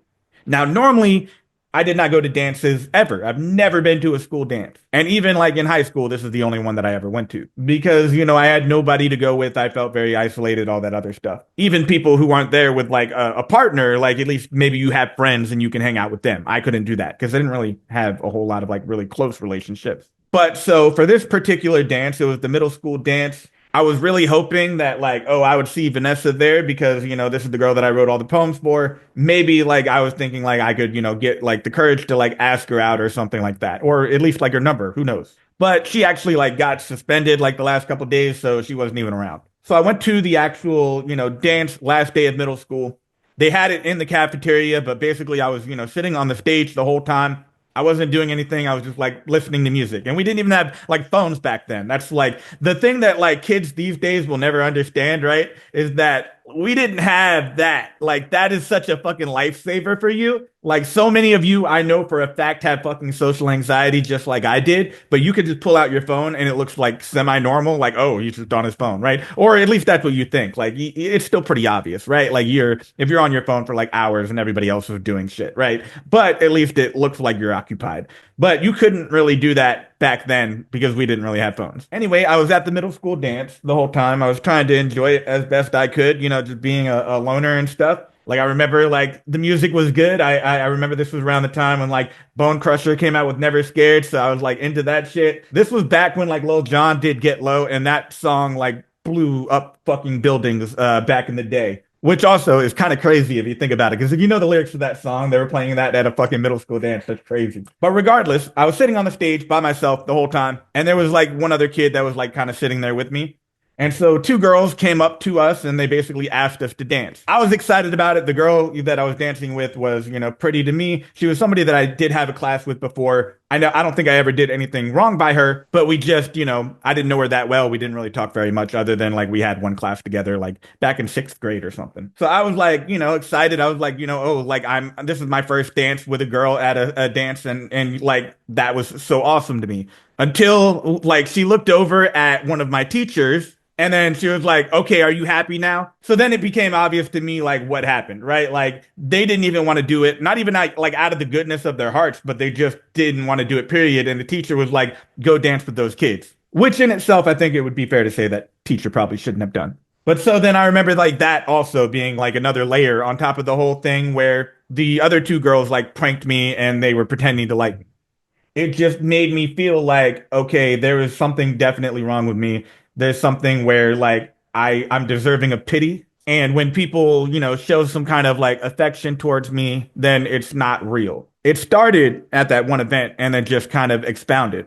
So all this time, I'm around 12 to 13 years old, middle school. I was still going through all of my surgeries, which happened up until like I was 13. The very last surgery that I had as a kid, and I want to say it was like after middle school, but before I started high school that summer, the doctor somehow basically hit like a nerve while working on my ear. And that caused, I believe, the left side of my face to be paralyzed. So basically, like I had trouble talking for a long period of time. Water really kind of like stopped tasting the same. It tasted like really like gross and metallic, like licking like, the handle of a rail on the New York City subway or something. Like that's how gross water, regular water just tasted. It got a little better over time, but it still sucks. And all I really remember from like that summer, and I probably like spent most of it just inside the house and not really talking to anybody or doing anything. But one thing I remember is that my dad got me a video game for my Nintendo 64.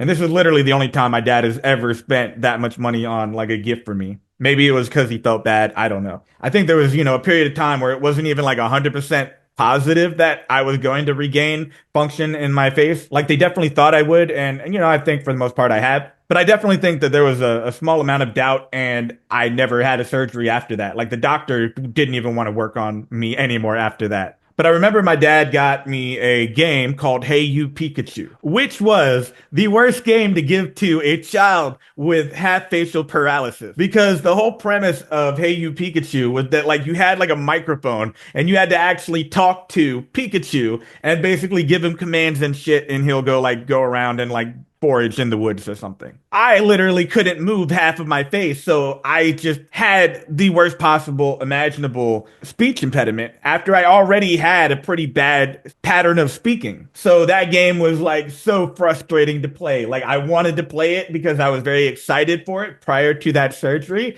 And then like after the surgery, I just like struggled to be able to communicate at all. So all of that said, I'm going into high school now, right? So this is where my self-esteem really starts to go down and down.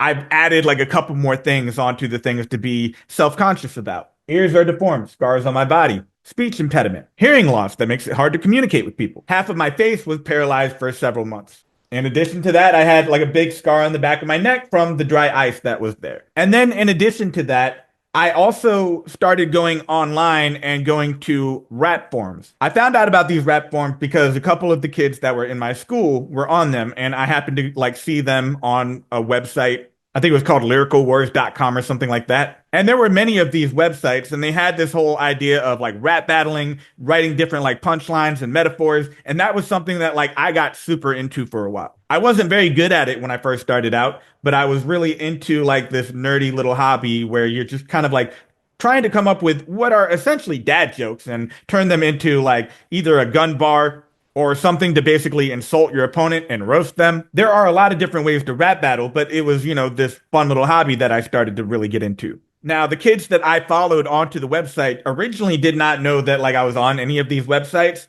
Then eventually I started talking to one of them and then like they found out and they knew a couple other kids. And these kids were like in a slightly different social circle than the ones I usually hung out with and did rap battles and freestyles with at lunch. Because those kids I considered to be more my friends. These kids were more just bullies, right?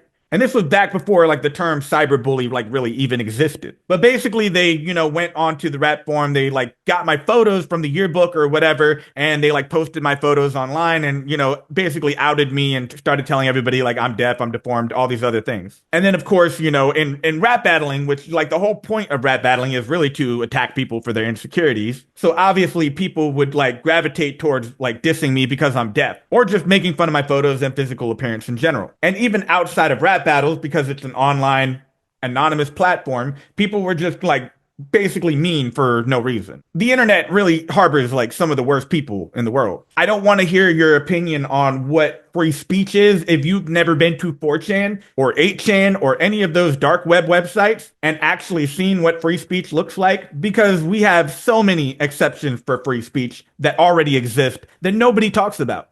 For example, I can't go online and ask anybody if they want to buy drugs. That is free speech, right? But because it is a step toward doing something illegal, it is illegal. Free speech as a whole is a lot more than just can we lie about whether the government is doing conspiracy theories or whether aliens exist. The things that people tend to use as their reasoning for why they support free speech are always the low-hanging fruit targets for why we should have free speech. Nobody talks about the very difficult things that actually we should have conversations about. And I would be happy to expound on that at a different time. So because I want to be clear, here's a quick example of one thing that somebody had posted on a rap forum. This is actually much later in my life. So I was like an adult at this point, but I did like a live rap battle. It was my very first live rap battle. And I actually did okay in the first round. Then I think in the second round, I choked in the battle, which means I forgot my lyrics. That was my fault. I didn't prepare enough. So somebody like found that battle. They wanted to humiliate me. So they went on to this rap forum and they made this thread.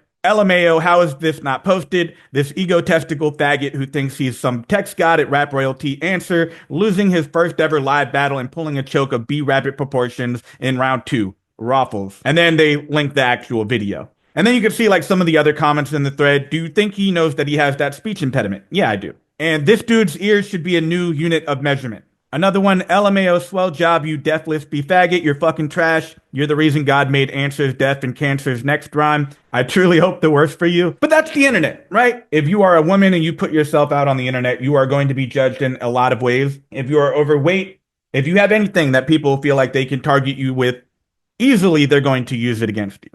But I want to be very clear about, like, this is the world that we live in. And this is the world that we kind of vote for. Like, when you vote for a president who says that all immigrants are rapists and murderers, you're creating a space for these type of comments to exist for those people. When you vote for a president who says you don't even have to, ask for permission from women, you could just grab them by the pussy, you are condoning that this is acceptable behavior and that boys like myself who grow up and go to middle school, don't know how to navigate themselves, should have the right to literally violate the boundaries of women. Because if you don't expect more than that from your president, the person running the country, why would you expect more than that from me? I'm just a guy. I'm not in charge of the entire country. I'm not a celebrity that other people follow and idolize and make symbolic idols for. But obviously that became another thing that brought down my self-esteem because I kind of interacted with this all the time. I wanted to be involved in the rap battling scene. I wanted to be able to, improve my abilities as a writer and a rapper. And it was just a fun thing for me to do to be able to compete with other people. But with that came the territory of having to deal with seeing comments like that from people basically attacking me a lot of times for no reason other than the fact that I look different than other people. And because at that time, a lot of people were still anonymous on the internet. This was like right before MySpace. And before MySpace, it was not very common to go online and say, my name is Alan Pysnack, right? You didn't do that. Most people were anonymous, which is why when they leaked my information onto the website, posted my photos and everything, I became unanonymous. So around the same time, like right before I started high school, again, this is right after my dad had gotten divorced. I think after the divorce, my dad became even less present in my life because he didn't have my stepmom kind of pushing him to be, a little bit more involved. I can give some like really brief examples just to kind of highlight who my dad was. He had a 1-bedroom apartment. So there was a couch in the living room and then there was just the bedroom. There was a kitchen and a bathroom. So like at first I didn't have a bed at his house. I had a cot. So there's like a bunch of metal bars that you kind of lay out and then you just lay like a little thin mattress on top of it. But it was also one that I had all throughout middle school into high school. I started, getting really tall. I'm 6 feet tall, about 6'1". And so eventually like I got too big for it. And then like the actual like metal stand for it like broke. So he basically just took all of it, threw it out. And then after that, I just slept on the floor every night. I had a comforter to lay on, but other than that, I just slept on the floor. I couldn't sleep on the couch because he would be on the couch all night and he went to bed after I did. Also, for whatever reason, there was like a policy where I wasn't allowed to go into his bedroom at any point. And that's not the worst thing in the world. I know there are many parents who are much more abusive and neglectful than that. My dad was never physically violent toward me. He was an alcoholic, but it didn't really seem to affect me other than the fact that he seemed very distant and we just didn't communicate at all. Another example that kind of like defines who I think my dad is. I remember one time I went out to the community pool. That was one of the few things that we would do because he had like a lot of friends that were out at the pool and I like to go to the pool. So he would just go talk to his friends and I would go swimming by myself. I remember overhearing one time he was talking to one of his friends about my stepmom and my sister who were going to be moving out of state to Maryland. And I just remember him like saying pretty openly, well, yeah, I can make a big deal about it, but I basically just told her, let me keep my 401k, you can have the kid. And that was basically like kind of his mindset, right? He didn't really care about being a parent. He didn't really care about having children. I think if anything, he felt like we were a burden. And part of that was also like my grandfather, my father's father, specifically said at one point, like having kids is the worst mistake you've ever made. So there's a lot of dysfunction in my family. It was kind of clear that like the majority of them just didn't really want to be part of my life. I went on to my first year of high school. I didn't get to go to the schools that I wanted to go to. Instead, my mom was trying to get me to go into like magnet programs. Like she always had some kind of ambition for me to be like a super high performing valedictorian that goes on to like an Ivy League type of thing. That was not where I was intellectually, but more importantly, that was not where I was emotionally, right? Eventually, I talked her out of that and she put me in a school called Osceola High. There were some people that I knew from middle school because it was pretty close to the middle school, but this kind of returned back to the cycle of me going to new schools and predominantly not knowing anybody. And the people that I did know were not necessarily people that I was close friends with, people that I felt comfortable, eating at the cafeteria with. I didn't know if I would have that acceptance from anybody, and I was always afraid to ask for it because if I ask for it, that sets me up for being rejected. I don't remember how it happened, but I kind of wanted to try like going on the football team. So I tried out for like the JV football team at the school. But again, emotionally, I wasn't there. Like nobody ever taught me like killer instinct. Nobody ever taught me like this is how you tackle somebody. This is how you do A, B, and C. I literally just kind of showed up and had no idea what to do. I remember being like out on the field and I was out of shape, so I was already like looking for a way to get out of that. Which, it would have been a great thing, honestly, if I could have emotionally and mentally been able to like stay on the football team and just kind of work on my discipline and actually like put myself into it. But I didn't really have any encouragement for that. My dad he wasn't the type of person that would push me to do anything like that. My mom definitely didn't give a shit. And I didn't have any friends or any siblings that would do that. I remember I was like only on the team for like a very brief period of time, not even a month, maybe not even like a couple weeks. Some of the other kids kind of started making fun of me a bit. We went out onto the field and we were supposed to be like practicing, like tackling people. And like one of the things I remember is like they were trying to actually trying to encourage me to use my strength because it was obvious that I wasn't, right? Like I just didn't have, there's a slang phrase that means to like have that dog in you, right? I didn't have that dog in me. And plus, like I didn't want to do anything where like I would end up getting beat up as a result of it. I was just so afraid of any type of physical confrontation at that point in my life. But I remember they were trying to encourage me to like put in like real effort and focus and concentrate on, being aggressive. And so the way they did that was to compare me to like Bobby Boucher. And if you're not familiar, that's Adam Sandler's character in the movie The Waterboy, which is not a very flattering, comparison, right? The whole thing about Bobby Boucher is that he was kind of slow and he would like turn super aggressive and be able to play football really well. But other than that, he was not very bright and he was definitely an oddity. And that also just fed into like another insecurity of mine. I've always been insecure about my intelligence, even going back to like some of those comments on rap forums. But like when I was, 12, 13, I saw that same shit all the time. So there was like still people like calling me faggot, people calling me retard. This was the terminology, vocabulary that people on the internet used and people outside of the internet also used. And in particular, young boys in like the 2000s. But I also know that that still continues to this day. If you go onto Twitter, that has turned into that. Twitter is literally a celebration of that now. And if you want me to be honest, there have been multiple occasions in my life where people have said very wholeheartedly, not even to be mean or to be funny, I might overhear them talking to somebody else and say pretty bluntly and non-ironically, oh, that guy is the R word. And, me, my self-esteem is low enough to be like, I don't know, is there something wrong with me? Am I suffering from some kind of mental impairment? And whether I was or not, why would we even be so judgmental of people for being born a way that they have no control over in the first place? Why are they treated like they're lesser people in our society? Why is their existence used as a metric of this is where you rank in relation to everybody else and that you are not a part of everybody else? To me, it just feels mean for no reason. And I use this word a lot. It's the word I actually started using like 1 or 2 years ago because like for a while I felt like, mean is like a very childish word. It's not a word that you expect to hear an adult, especially an adult man say. It's something that you say when you talk to a toddler. Don't be mean. But I choose to use that word as an adult because people understand what it means. Like emotionally, I think it would resonate with most people because people are so emotionally shut off from that. Like they have normalized being mean to people, being bullies, being rude, Making fun of people who are different than you, making fun of people who believe things differently than you or who have different lifestyles, whatever the case. You have normalized being mean to other people. But like, why? Like, why are you just not nice? Why can't you just be like a good person? So that's a word I'm always going to hold on to because I think calling people mean makes them do either one of two things. Either A, they're going to double down and they're just going to be like, man, you're just being a baby, blah, blah, blah, blah, blah.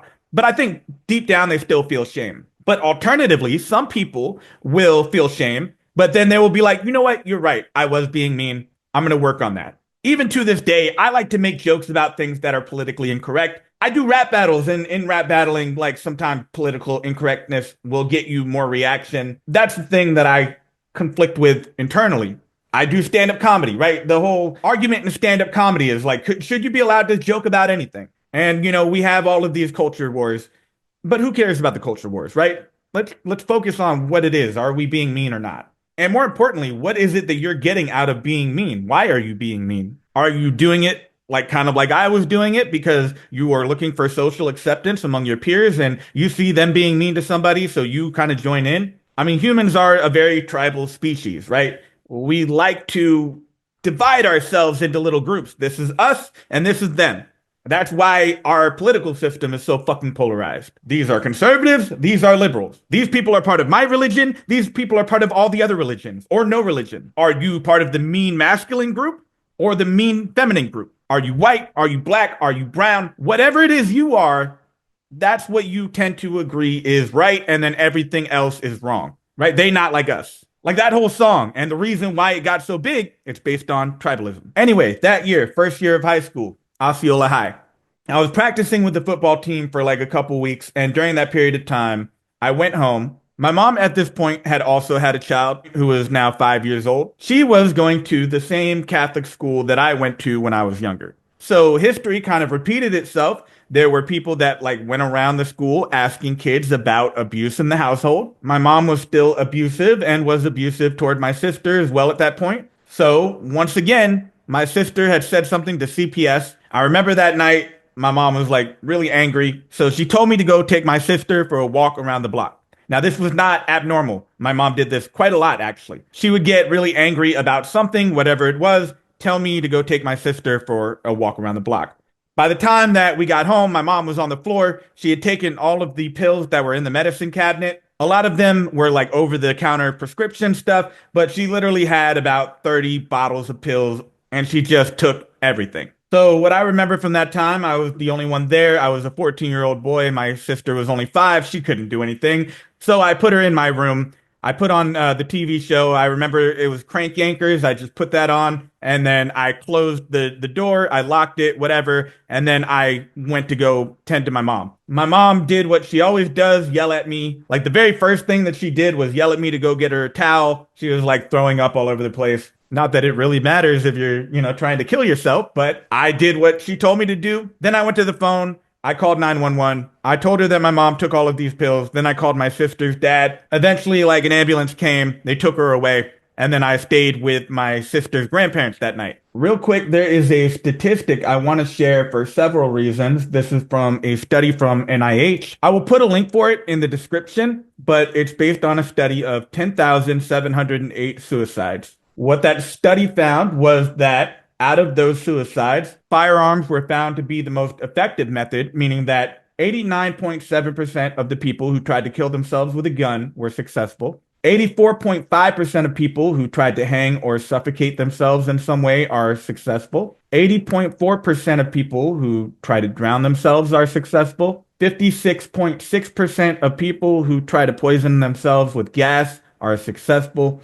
46.7% of people who jump are successful, meaning that if you try to kill yourself via jumping, there's still a 53% chance that you're going to live. And then 8% of people who try to kill themselves with drug or liquid poisoning are successful. 4% of people who try to kill themselves through cutting are successful. Take from that whatever you will. I don't encourage people in any way to commit suicide, but I think people should know that trying to kill yourself with pills has a 92% chance of not working. And my mom spent, that whole night in the hospital getting her stomach pumped. I can't imagine that was a great time. So I want to make sure that information is out there so people don't do the same thing.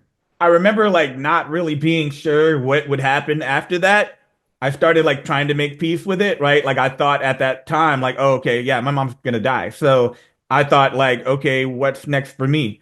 I didn't feel like my sister's grandparents were gonna take me in because like they were nice, but like they weren't like my family. And also, this was like at an earlier phase of our relationship. I kind of knew them a little bit more better after that. I didn't think my dad was going to take me in. My mom, on the other hand, is still alive, but that was for sure a traumatic experience that was difficult for me to deal with, especially at a time in my life where I just was already feeling low because of so many other things and not feeling like I fit in with people in school. After that, I pretty much kind of gave up on school altogether. I gave up on trying to make friends with people. I gave up on trying to do well academically. I didn't do anything. I just slept all the time, every day. I would go home, I would sleep, then I would go to school, and then I would sleep during my classes. The only thing I did other than sleep was listen to music and write music. I was very into like underground 90s, 2000s hip hop back then. And like that's when I like got super into this idea of like lyrical hip hop. Of course, I had some influence from Eminem, and he always like talked about his relationship with his mom. So that like kind of encouraged me to try to vent my feelings about my mom and just things in life in general through music. And that became like really the only outlet that I had because I didn't have anybody to talk to. The only thing I knew how to do was to try to express myself in some way through writing and rapping. At one point, I did have a guidance counselor. It was right after my mom tried to kill herself, and this was like the only person that I actually felt like I could open up to and talk to about what was going on in my life. And, I remember being there multiple times and like, crying about like, what had happened. This was an older woman. She was really nice. I felt like, I could tell her anything and I felt kind of safe in that. And then at some point, what happened was they hired another person to be a guidance counselor.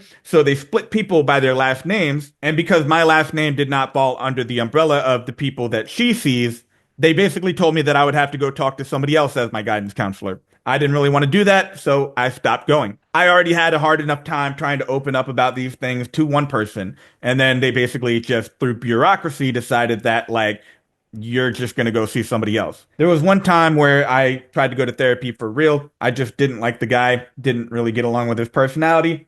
And that was the only one therapy appointment that I had outside of me being a 35-year-old adult.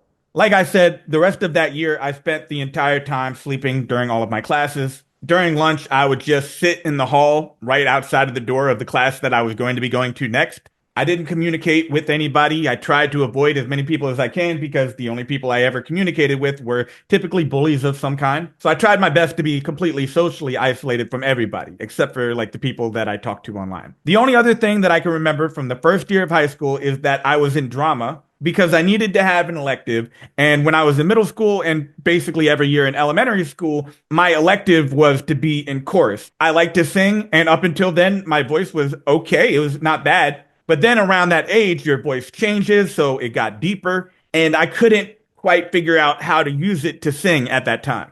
And they didn't really have an elective for being in a rap class, so I didn't do that. So in drama, like a lot of my other classes, I slept through all of them. Drama was actually the best one because they literally had a couch and I could lay down on it and sleep during the entire class. However, I know it pissed off the teacher, and I did get referrals at least 2 different times for snoring and being disruptive. One of the things that we were supposed to do for drama was to put together a performance that we were going to do in front of the school. I was thinking like it might be like an after school type of thing. Whoever shows up, mostly parents, etc.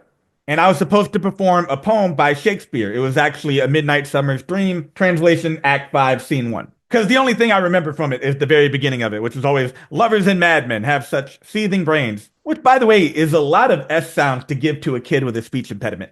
But it wasn't an after school thing. It was actually in the middle of the school day. They basically let everybody in the school out of their classes and said, hey, we're all going to go gather in this kind of like town square area we had. It was a courtyard. And then I was going to give this performance to the entire school. And from what I remember, I'm pretty sure nobody else fucked up their performances. I fucked up my performance. I got on stage, and it was the only time up until that point where I had ever been by myself in front of a crowd of people. There were times in chorus where I would be singing with an entire crowd of people. And there was even one time in chorus where I had like a whole monologue that I performed while there was a crowd of people behind me, but they were all with me. This was literally just the first time I had ever been in public speaking to an entire crowd of people by myself. And these people weren't just adults. These were literally my peers, the people I go to school with, the people I'm terrified with. My bullies were in the audience. The girls that I had crushes on were in the audience. Everybody that I knew, and then a whole shitload of people that I don't know were in the audience. So the only words that I got out, lovers and madmen have such seething brains. And then like nothing. I couldn't remember any of it. And part of it was my fault. I really procrastinated. I did not prepare enough. And I was not very good at memorizing things. I'm still not very good at memorizing things. The irony actually is that I've done a lot of public performances after that. That was my very first time ever being by myself in front of a crowd. But I've actually done stand up live well over 100 times. I've done at least 30 something rap battles. I've done multiple public speaking classes, and I literally enjoy public speaking. I'm really not that afraid of it because it actually gives me the ability to do this. And that's taking an entire monologue and just, dispersing ideas where I don't have to necessarily be afraid of, like, oh, is this person judging me actively? Even though, it's not any different, right? All of those things, doing stand up comedy, doing rap battles are fucking terrifying. But as I got older, I was able to reduce the fear to a level where it doesn't triumph over me. But that also took time to get to. Needless to say, because I was sleeping in all of my classes, I did not do very well. Throughout the entire year, I had like two D's that if they were F's, I would have had a zero point 0.0 GPA, but I left with like a 0.25. So I did not pass the ninth grade. I had to repeat it again, but my mom decided to move me to a different school, which was considered like an alternative school for people who are behind or not doing well academically. But really, it was mostly kids who were in boot camp programs or kids who were in juvie. So, like, out of all the kids I went to school with, I was way more on the innocent side of the spectrum. At that time, I had never drank, I had never smoked. I think they took a survey. Now, I don't know if it's accurate or not. Some people might have been BSing, but like 90% of the school was like smoking weed. And I was like one of the 10% that wasn't. There were a lot of like low income trailer trash kids. I lived in the trailer too, so technically I guess that was me. The good thing about Bayside is partly due to luck, I was able to create some friendships with people. So I could think of at least two or three different people I hung out with that like I felt comfortable, like I could go hang out with them at the cafeteria during lunch or whatever. And I would have like a circle of friends that I could talk to, even if I was only like super close with one of them. It was very different from when I was in Osceola and I had nowhere to sit. There were actually like two or three different places where like I felt like I could, sit and feel comfortable and I wasn't going to get like made fun of or anything like that. I got lucky because I made friends with a couple people who were extroverts and then they just, gravitated everyone else towards them. But also part of it, the very first year of school there, which was Bayside High, it was a very small class of people. So there weren't that many people to interact with. And that allowed me to get to know a lot more people on a person to person basis. That being said, I remember there were some moments that like I got in trouble. One example being like a kid who I was like kind of friends with. He had like a pack of cigarettes. The teacher saw it, took it, threw it in the garbage. I was sitting right next to the garbage can. I don't smoke, but I want social acceptance from my peers, so I grab it out of the trash can and hand it to him. Then the teacher comes back around, sees that they're gone, and then I'm the one that gets in trouble, of course. But that was my fault. I wanted to fit in, but like basically all of my peers were way more degenerate than I was, so I tried to make up for that by being more degenerate. I was around 15 or so, still a pretty big dude, but at this point I was bigger than my mom by at least like a foot and a half. So I wasn't really too concerned with her beating me because, she wasn't really able to. I also think after she tried to kill herself, like she kind of reevaluated her life a little bit and probably became less volatile. I feel like when she raised my sister, she was a lot less aggressive towards her than she was toward me. But around the age of like 16 or so, I was able to kind of convince her to let me start drinking. So occasionally, she would buy like a bottle of vodka. And what I would do is I would basically get a water bottle, fill it up with vodka, and then take it to school with me. And that was an important part of it too, right? I didn't just drink it at home. The reason why I brought the bottle of vodka with me was so my peers would see, oh, he's drinking vodka. This guy is cool or whatever. And I did have some friends there, so I would share it with them.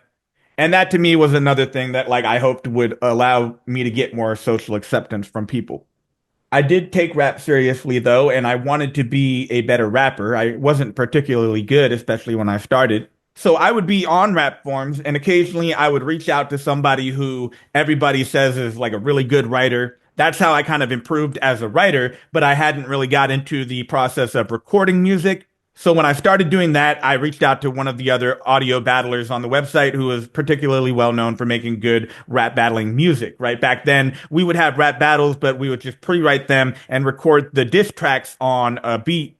And he was known for being good at it, and I wanted to get good at it, so I reached out to him and started asking him for some advice. There were, times when he was cool, right? Like I feel like when I talked to him one on one, he was pretty, chill, never mean or anything like that. There was a time when he would actually like try to help me on my talking.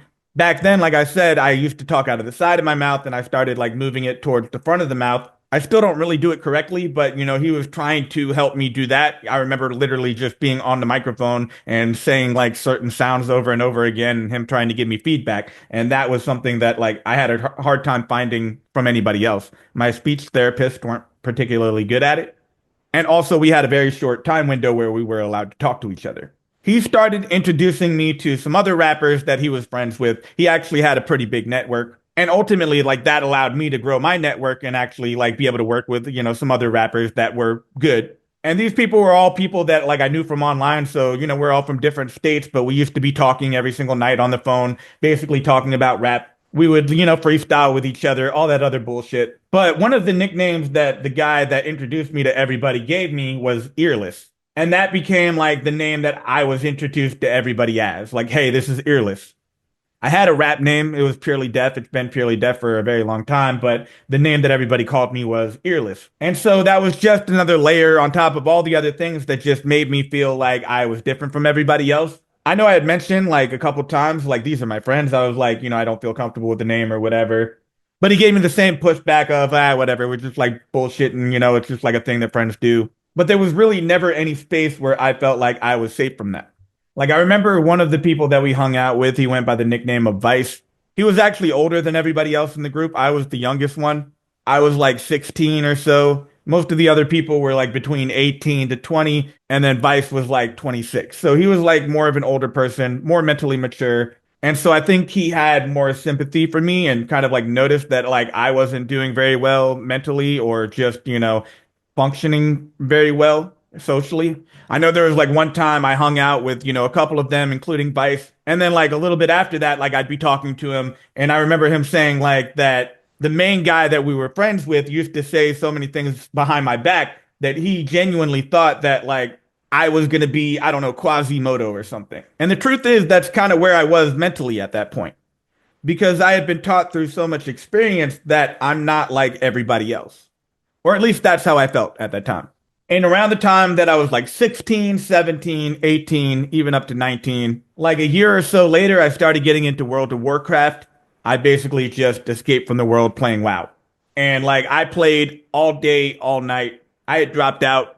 I'm ashamed to say that like there were some nights where I should have taken a shower and I did not. I was up all night just playing video games. These days, I don't really play video games at all, but that's like all I did back then. And I was always super into like RPGs. World of Warcraft was my shit. I still thought about girls a lot. I still didn't know how to get into a relationship with somebody. I didn't know how to approach a girl. I didn't feel like I was attractive enough to approach a girl. A little unexpectedly, around the time that I was playing World of Warcraft all the time, I actually lost a lot of weight. And it was kind of over a period of a few years. But WoW was enough to distract me from the fact that I was hungry. What I used to do was eat like Lance crackers. So they have like a pack of crackers. They're like 180 calories. And I would eat those every 2 hours. So I'd wake up at like, I don't know, 8, eat one pack, then at 10, eat another, then at 12, then at 2, then at 4. Maybe I would do like one more at 6 if I was hungry, but then I would just pretty much fast and like play video games all night until I wake up the next day. But overall, I was eating like, I don't know, 1,200, 1,400 calories a day. I grew up drinking mostly soda, so like Mountain Dew, Coke, but I started drinking Diet Coke. So overall, I was only eating 1,200 or 1,400 calories a day. I'm a pretty big guy, and at that age, I was a pretty big guy. And when you're like a young man who's tall and you weigh a lot, you burn like, 2,400 calories every day. So inevitably, what's going to happen is you're going to lose weight. I wasn't eating salad. I wasn't eating healthy food. I was eating crackers. And then in addition to that, I would also be taking diet pills because I saw my mom taking diet pills when she was trying to lose weight. So I would try things like Stacker 2. The one I took the most often was one called Hydroxycut. So also not a healthy way to lose weight. These are things that can lead to heart problems. But my main focus at that time, lose weight, maybe I can get a girlfriend. I was successful. I don't know what my highest weight was when I was back in high school. I lost well over 100 pounds. I was like, 170, 180. And I was getting older, so, my facial hair was starting to fill in. So I started looking a little prettier. It's that joke where, facial hair for men is like makeup for women, which is true. But I still had this mental block in my head. I felt hideous. I felt deformed. I felt like people would look at me more like a creature than a human. It goes back to like when Vice was saying that, like this guy was saying that, I look like Quasimodo. When he was like, dude, I really thought based on all the things that like he told me that you were like Sloth from the Goonies. And that's how I felt mentally. That's an important thing to note because pretty much every experience that I had and could remember led me to believe that. That's how I feel like I had been treated by everybody in my life, by my family, by my friends, by my bullies and the girls that I was into. Even the people that were genuinely nice to me, I still had a complex of they're only doing this because they take pity on. Real quick, I want to show you a couple photos around this time. I was around 19, maybe going to 20. And then here's like one more photo that's like a couple years later, kind of after I came out of my shell more. But can we like keep it a buck? Like I was an okay looking guy. There really wasn't any reason for me to feel the way that I felt, but I felt that way. And back then there wasn't a term for it. There's a term for it now. It's called incel. There was no red pill movement. The truth of the matter is that as a guy, I don't have anybody to tell me, oh, you're pretty. Because guys are not going to say that to other guys. They're too afraid of gayness. They're so terrified of it, they won't even do it like out of the goodness of their hearts. So the only opportunity that some men have in our society to be told that, they're not hideous is from women. And if they don't get that, then they don't know what to do.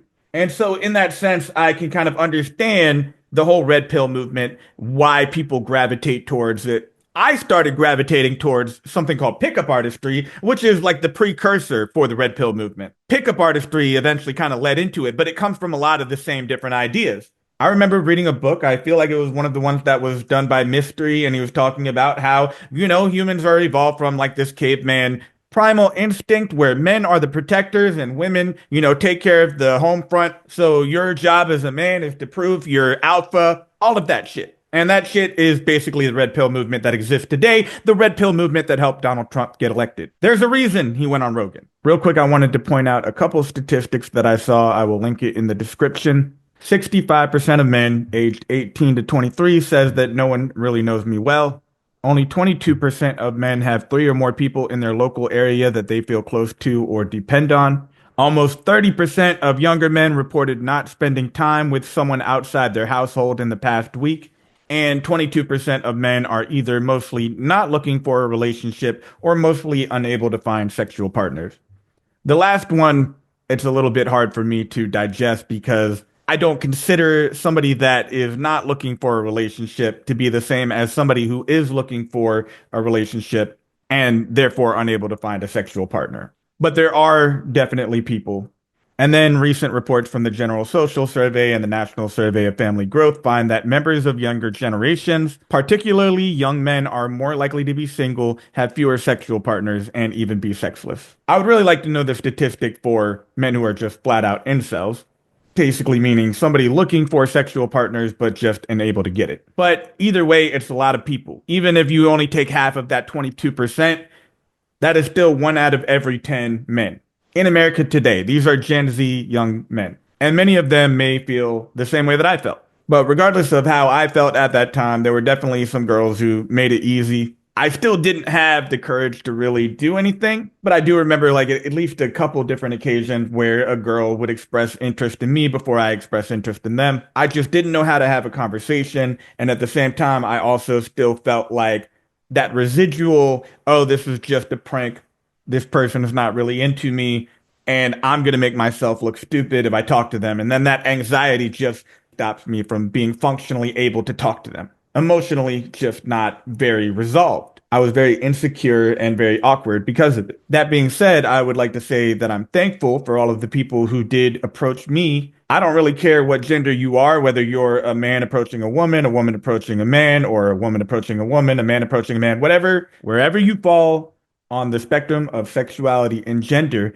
if you are a person who is fairly confident in yourself and does not have a problem with initiating with other people, and this doesn't even have to be in terms of relationships. You can also do this as friends. But I highly encourage that you be the initiator, regardless of what the expectation is because of gender roles or whatever. If you're secure enough in yourself to go up to somebody and introduce yourself, I think that's a good thing. I think that can only create more positivity in the world. I will say that like me shutting down might have like come off to those people like I was rejecting them, even though I wasn't. It was really just me being so insecure in myself that I couldn't like function. Eventually, I started to grow and was able to get out of that mindset enough that, it was no longer crippling me and preventing me from being able to do anything. But some of it was luck, and a lot of it was vice, really being an emotionally mature enough and resolved enough person as a man to say to me, on multiple occasions, like, you're a good looking guy.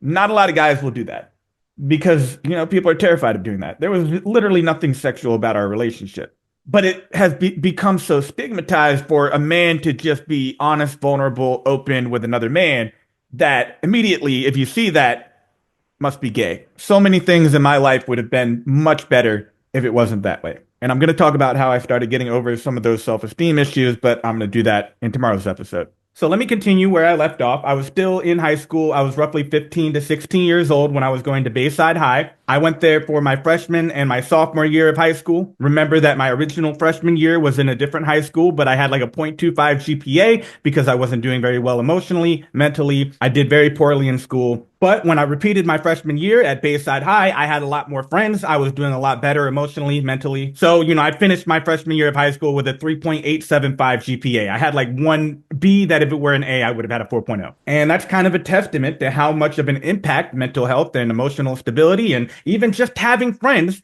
can have on your performance academically. Ironically, this was the year that I stopped kind of using my hearing aid because I didn't want to be a social pariah. And every single version of a hearing aid that they had for me was, kind of like a headband that, just made it very obvious to other people that I was not like them.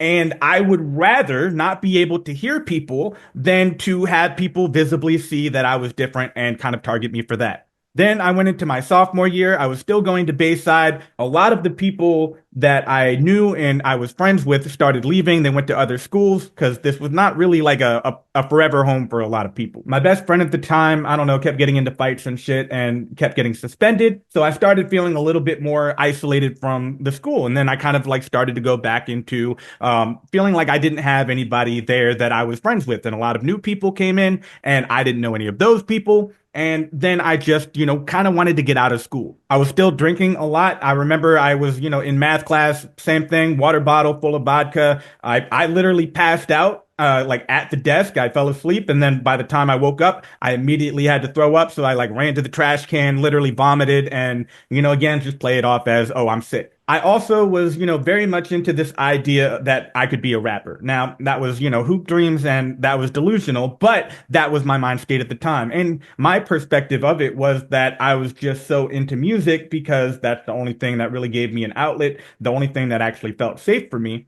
That, my thinking was, I don't really care if I'm, a famous rap star or whatever. I just want to be adjacent to music. I could be an audio engineer, or I could be someone who works in promoting somebody else that does music. All I really cared about was being around music and having a career in that. And I didn't really feel like school was necessary for that. I also remember seeing a documentary. There's a rapper named Tone Deaf, and I remember seeing him, and he's not like a famous rapper, but a lot of people who listen to underground hip hop back in the like 2000s would probably know who he is. And I remember seeing like he literally lived in a trailer, right? It wasn't like this grandiose idea of, oh, I'm gonna live in a mansion with all of these different women. Whatever you tend to stereotype as what a rapper is not every single rapper, right? I was more into underground shit. I love this idea of like living a bare minimum lifestyle because I didn't have a lot of requirements, right? Like I don't need like a giant house. I don't need a lot of things. So I would have been perfectly content living a minimal lifestyle in a trailer that's very small and just being able to make music. I was 16 years old and I was always told that's the minimum age that you need to be in order to drop out of school. So I dropped out. I didn't finish high school. I didn't finish my sophomore year. The highest level of education I had was freshman year of high school.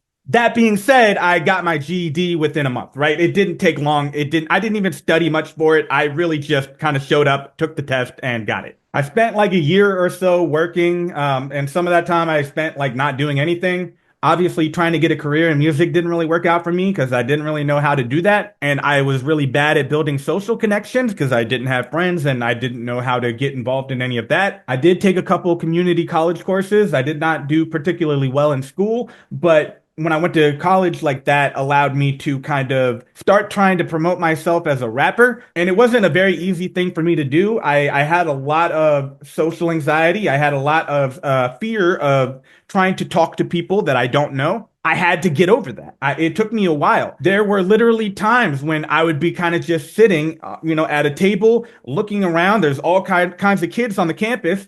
And I'm trying to talk myself into going up to somebody saying, "Hey, I'm a rapper," and just rapping. And that's what I did. Eventually, that's kind of how I started to come out of my shell. And that might have been, one of the most impactful things for me socially because it allowed me to get over my fear of initiating a conversation with a person I don't know. It took a lot of me talking on the phone with Vice over and over and him saying, just go do it, go do it, go do it. And he probably said that millions of times over, the course of years, right? Like this is not a one-time thing where he was like, "Oh yeah, go do it." And then I went and did it. No, it literally was like, I'm sure for him, like, pulling teeth. And we didn't live in the same area, so it's not like he could go with me and help me do it. So I had to go out there and do it myself. He just kind of gave me the encouragement and basically said, go talk to people, go try to promote your CD. And so that's what I did. I eventually just kind of like started walking up to random people and, just saying like, "Oh, I have this CD. Do you want to hear it?" or whatever. And then I would like kind of start talking to people. I would rap in front of them. I would rap in front of crowds. And that was a way for me to be able to initiate and create, new relationships, even though, they were very like, temporary, right? Like I didn't actually know these people. It was just me being able to have a conversation. I just, needed some way to kind of push myself out of my comfort zone. And that was very far out of my comfort zone to go up to somebody that I don't know and be like, "Hey, do you want this CD?" And then to also be like able to rap for them. Especially because I know that rap is a very opinionated genre. There's a lot of people that frown upon it, especially back then. Now it's probably less frowned upon than it was back then. And by that, I mean, really, it's frowned upon by the white demographic of people that are into rock and into pop and all those other, genres that aren't quite into hip hop. It still has some level of people stereotyping you like, "Oh, you're not a real musician, blah, blah, blah." But eventually I got to a point where, I was, doing it somewhat regularly where I was able to just go up to people and try to promote my CD and go up to people that I don't know and rap for them. I didn't do very well in school. I couldn't hear in my classes at all. My hearing was, I think, getting worse. I already kind of talked about how I lost weight. I kind of fucked it up chronologically because I really lost weight around the age of like 18 to 19. So around this period of time, somewhere around the age of 18 or 19, that's when I started working at a grocery store called Publix. I was really just a bagger, but at the time I, was still watching these pickup artistry videos and there were a lot of cashiers that I worked with that I was attracted to. So I used to kind of like try out, different things to try to figure out how to, try to build some kind of, romantic relationship with somebody else. Part of pickup artistry was this thing called Kino, which is like you're supposed to touch, somebody to break the touch barrier and kind of like build up, some kind of trust in, your ability to touch that person. So, as a natural person, I don't normally just talk to somebody and be like, "Hey, what's going on?" And I like put my hand on their like arm or whatever. That's just not me, but they told me to do it. So that's kind of what I did. They have a thing called negging, which is just a backhanded compliment. So I would try that. And, I tried multiple different times talking to various different girls. I wasn't successful really at all. I mean, like there were some people that, were like nice and everything. And, there was no real like negative impact other than just me getting really frustrated. I remember there was definitely a day where I like broke down crying because I kept trying things over and over and over again. And I kept failing over and over and over again.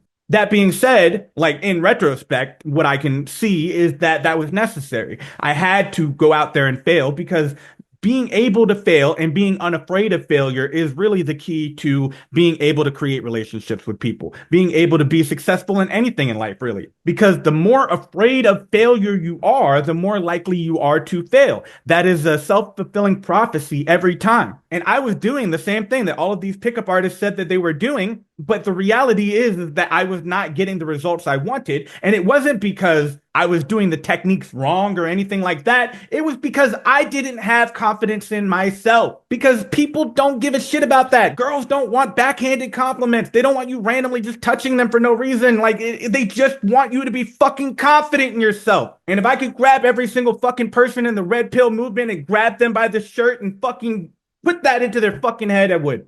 Pardon me, I am a little bit sick right now, but I wanted to get this video done so I can go on and do regular podcasting again. Somewhere around this time, my mom started dating this guy. I don't know. I think he was ex-military. I don't even really remember what he did. I think it was just a vibe. I know that he did a thing called love bombing. I didn't know what it was at the time because I had never heard that term before, but he did this thing where he would like write notes every single day all over the place. He would just leave them all around the house, but it would just be, you know, I love you, I love you, I love you everywhere. I remember one time I had like a Word document of my resume on my computer and he had written it on there. Like over the course of my mom dating, she had probably dated like, 40 different guys that I had been introduced to. And there were definitely some guys that I liked more than other guys, but there was never anybody who like immediately felt like a threat to me. But this guy was a threat to me. I don't know why. It was just something in my head that made it very abundantly obvious that this is not a good person. It was to the point where I had a lazy boy chair in my bedroom and I used to sleep with a knife under my pillow and I had the lazy boy, basically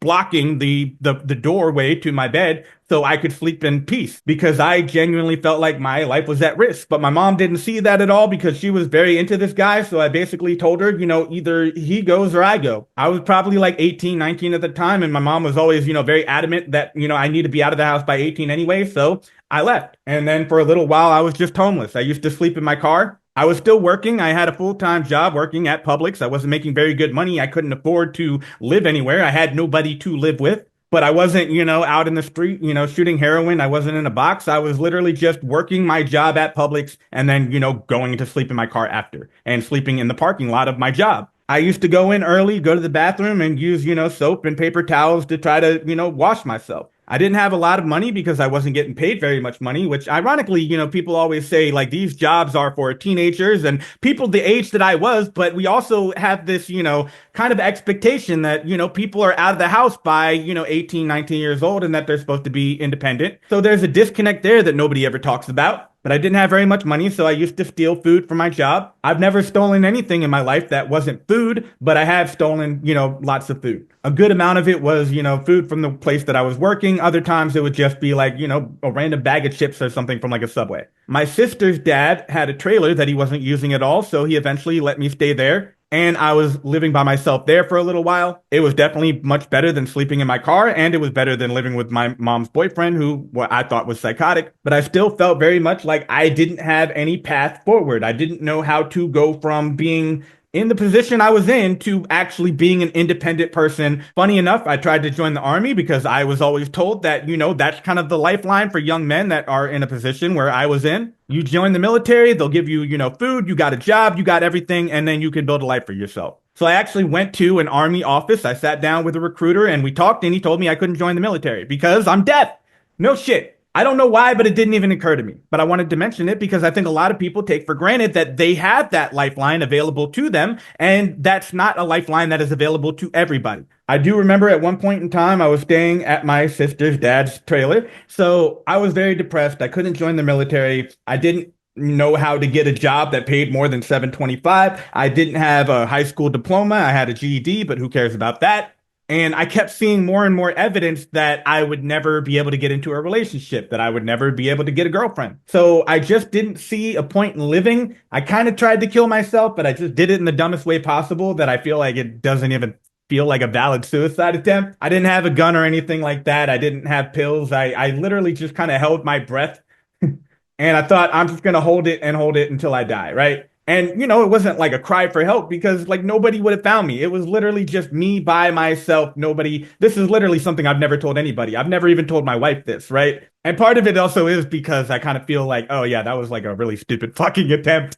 But I was holding my breath and the timing was crazy. I'm not a very religious person. Back then, maybe I was a little bit more religious. I was more open to the idea of, a God or, divine intervention, really. But as I was laying on the couch, holding my breath, thinking like, I'm going to do this until I die, I got a phone call from my grandmother, who, like, I don't talk to very often. She lived in a completely different state. I didn't see her much, didn't talk to her much. So I'm a probability rationality type of guy. I tend to think like, oh yeah, there's a good chance that somebody would have called you like during that period of time. Just because like by human nature, people call people, and I don't necessarily see any significance in it happening at a particular moment, if that makes sense. But that phone call was really kind of all I needed to just be in that moment. Okay, I'm not going to do this, and then eventually, kind of moved on with my life. So eventually, my mom broke up with the guy that she was dating. I ended up moving back in with her. Around the time I was like 20, 21 years old, I started paying a lot more attention to how I dressed. Part of that was Vice giving me a lot of advice on how to dress and kind of teaching me like, how like I didn't know a lot of things because nobody taught me things that might be obvious to other people. Like what is the difference between bootcut pants and straight leg? I just thought jeans were jeans, right? So I started learning, okay, well, this is how you're supposed to wear clothes that fit right. I got a tattoo. I got a couple piercings. Again, my beard had filled in. And this is back when Justin Bieber got really popular and like all these emo bands came out. So it was acceptable for me as a man to have longer hair. So that allowed me to cover up my ears. And so I actually started to see more and more progress in terms of like, women being interested in me. And sometimes, they would actually approach me before I approached them. I still was not there emotionally, mentally. Hadn't figured it out. I didn't know like what that, missing piece of the puzzle was. And it really was confidence in being able to work on myself internally and understand, how to be kind of my authentic self, in the midst of other people. I started working at Kmart for a while, again, kind of trying to like, kind of shoot my shot with, other people I worked with. Again, not really having any type of progress where I, start dating people or even, kind of get to know them beyond just, the superficial, hi, how are you doing? I'm doing great type of thing. And I remember my 21st birthday, I actually went to Disney World. I lived in Florida, and I don't know if they still do this, but at the time, there was a policy where if it's your birthday, you actually get to go to Disney for free. I think my mom was already going up to Orlando to, do some other stuff. So I wanted to go to Disney and I basically just went there by myself and I just, rode on like some of the rides and, there were a lot of attractive girls. I didn't really have the courage to like go up to somebody and try to, initiate, but I wanted to. And I kept doing this thing that I always did back then, which was like, I know I need to do this. I know I need to be able to go forth and, introduce myself to somebody that I've never talked to and, try to create a relationship out of thin air. I just didn't have the confidence to do it. And I didn't know what to say, how to say it, any of that. But I remember that night specifically because it was my 21st birthday. I wasn't with other people. I was just by myself at Disney World. And at night, they do fireworks at the Magic Kingdom area. So I went out there with all the other people. And I remember sitting there, kind of, again, surrounded by like an entire sea of people. But as I looked around, what I noticed, very obviously was that everybody else there was there with somebody. Some people are there with their, partner. Other people are there with their family. Other people are there with their friends. But me, I was by myself. And I just felt like this massive loser because it's my 21st birthday, which by the way is, this is a significant milestone for a lot of people. But even as I was surrounded by like an entire group of people, I had never really felt more alone than I felt in that moment. I had never kissed a girl. I could count the number of girls that I've hugged in my life on one hand. It might have been like four, obviously excluding family members.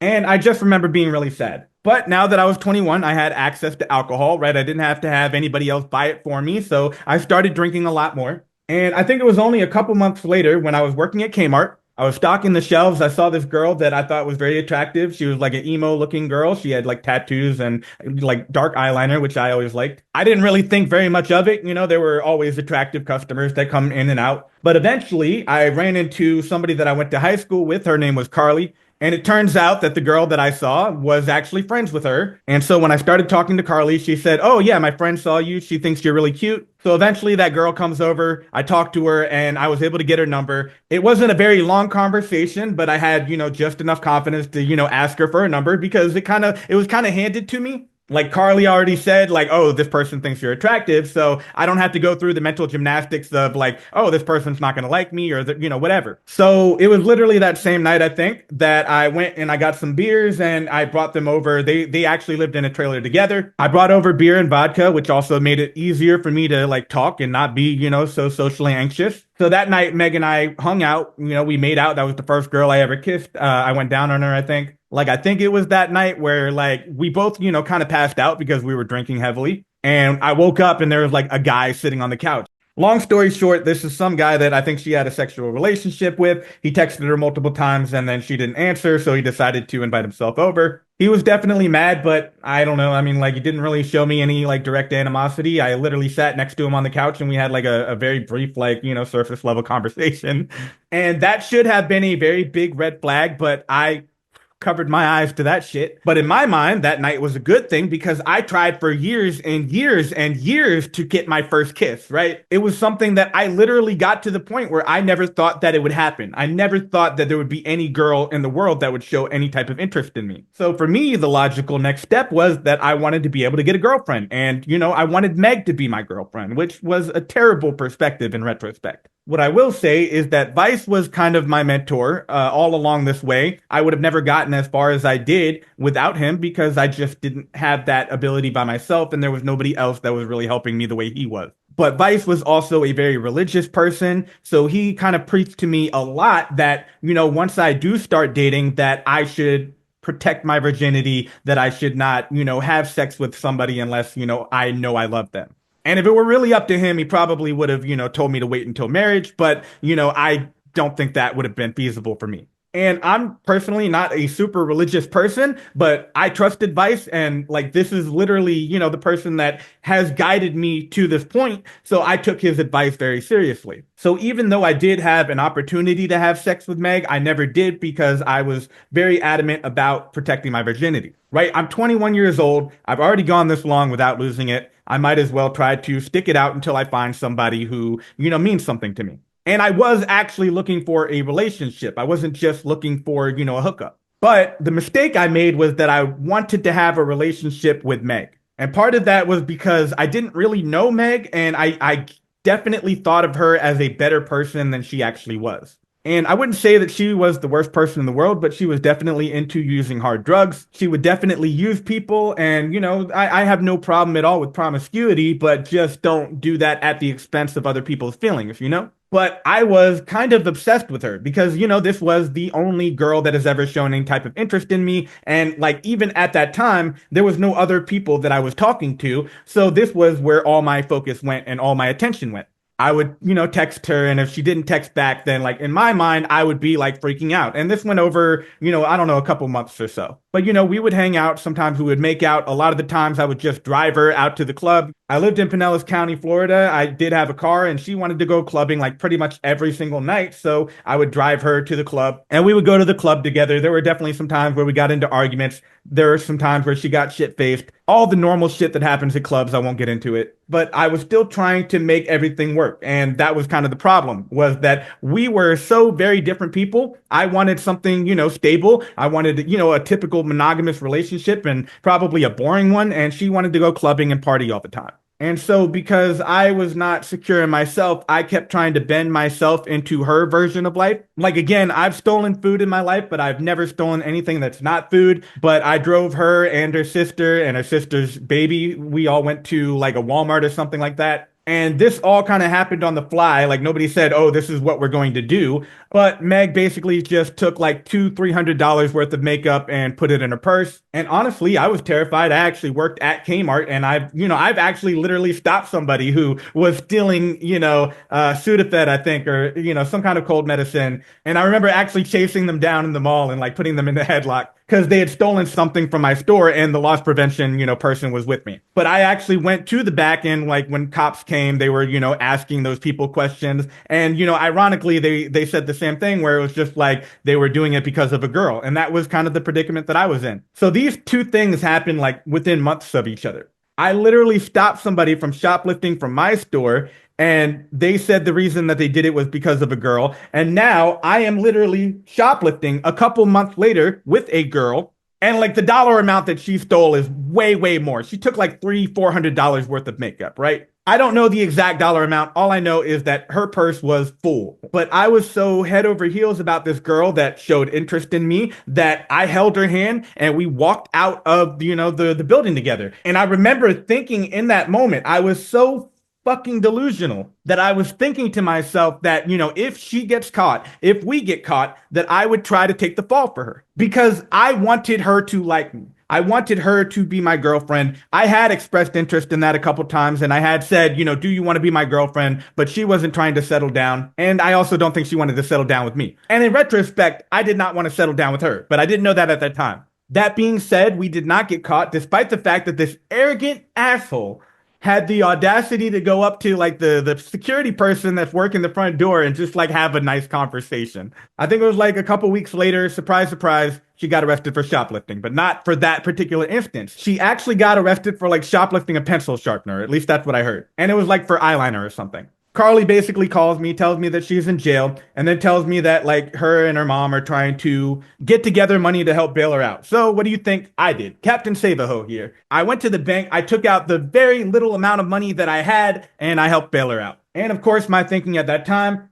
come on, she's gonna love me after this, right? She's going to see that I'm a super reliable person that's going to be there for her thick and thin, blah, blah, blah. So the same night that I helped bail her out of jail, they actually throw a small party at their place. But the same night that I helped bail her out of jail at a party that she invited me to, I walk in on her and she's got her top off, on top of another dude. So it really comes full circle. That was really like the end of it because then I just kind of like gave up on her.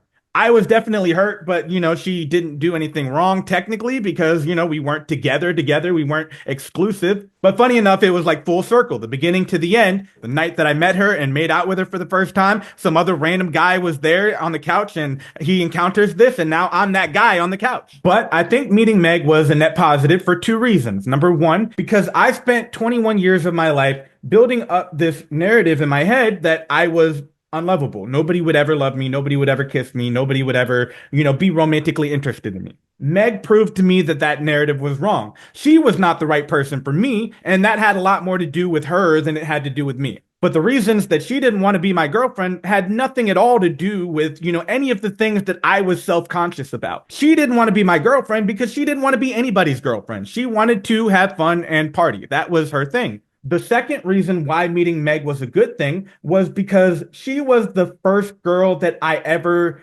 hung out with outside of a school or work setting. And we hung out several times. And up until that point, I had never actually, sat down on a couch with a girl outside of a school setting, outside of a work setting, to just sit down, have a conversation with somebody, see how they live their lives. Because up until that point, I had never had that experience with any girl that wasn't related to me. I wasn't able to fully humanize women the way that I should have been. A lot of my information came from online, and online is a terrible, terrible place if you don't already know that. Because we hung out several times, I was able to see, oh yeah, this girl goes on the internet and watches Film Cow videos or hangs out on Facebook or plays Guitar Hero. If I would have just gone based off of physical appearance and stereotypes, those are things that I would never actually picture her being into. But because I was able to see, oh, this is a normal girl. I met her in person, right? I didn't like go online and find her on a dating site. Also, keep in mind, this was back around 2011 or so. There was definitely more of a stigma about online dating. There was so much of a stigma around it that I was actually on an online forum called okcupid.com. And I was on the website for like a couple years, but I never actually met up with anybody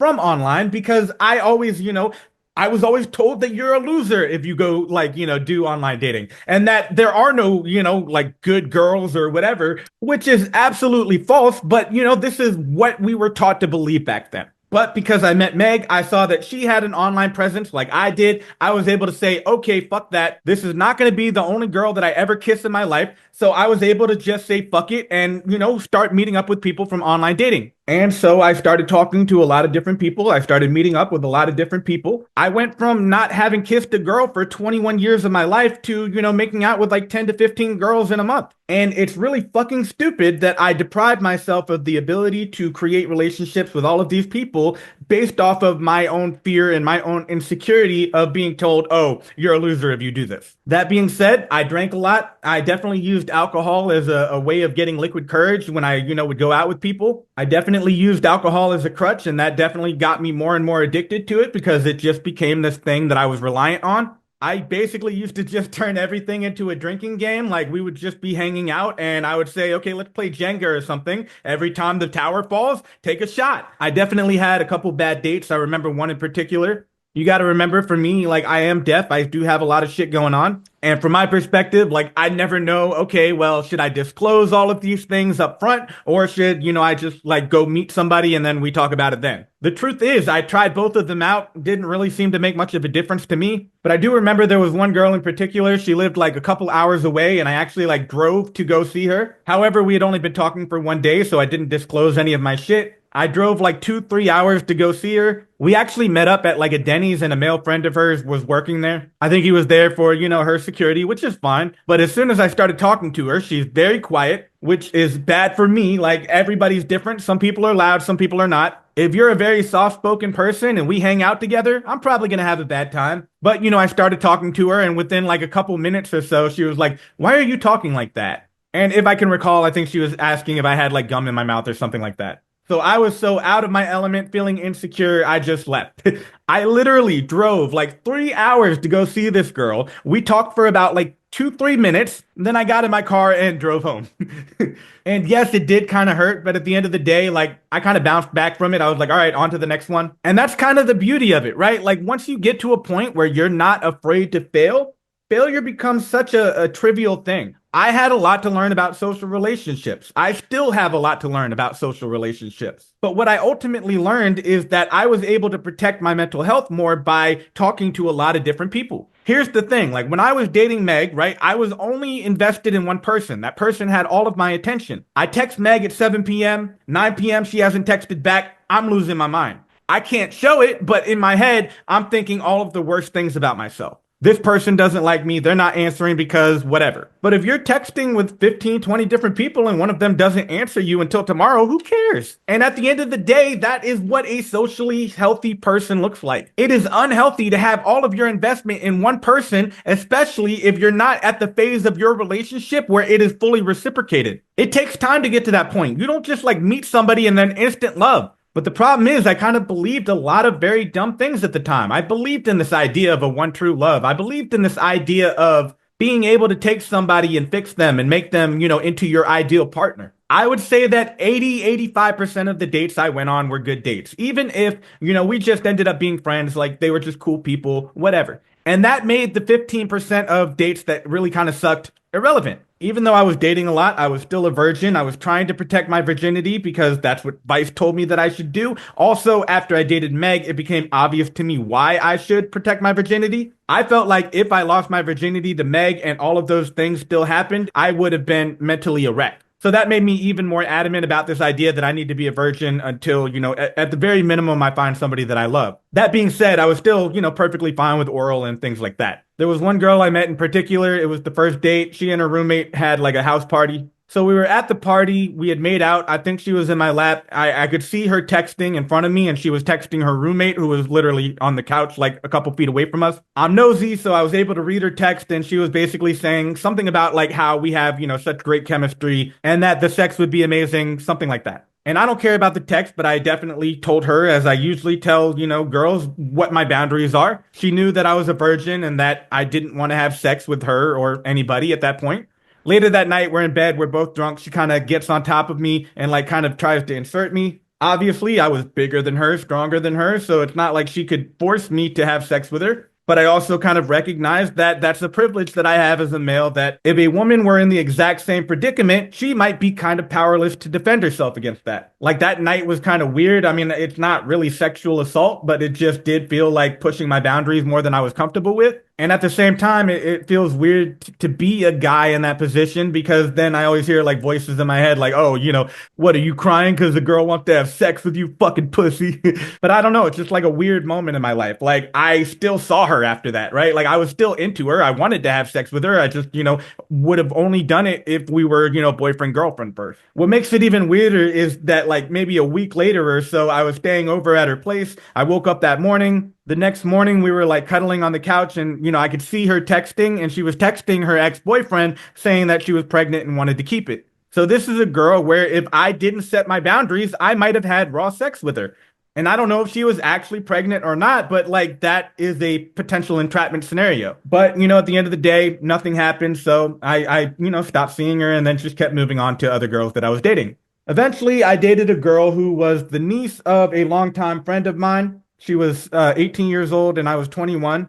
She had just gotten out of a long-term relationship, but it was kind of irrelevant to me because, he was moving out of state. She was really smart. We dated for a little while. She was the first girl I said I love you to, and then she was the first girl that I got into a relationship with. I told her the same thing I told all the girls that I was dating at that time, that I was a virgin and that I was not ready to have sex yet. After we dated for a while, I felt like I was falling in love with her. She was kind of like pressuring me to have sex, but eventually I gave in. And then we became official and she was my first real girlfriend. At the beginning of our relationship, everything seemed to be going fine. And I don't remember the exact timeline, but maybe like a few months later, my dad died.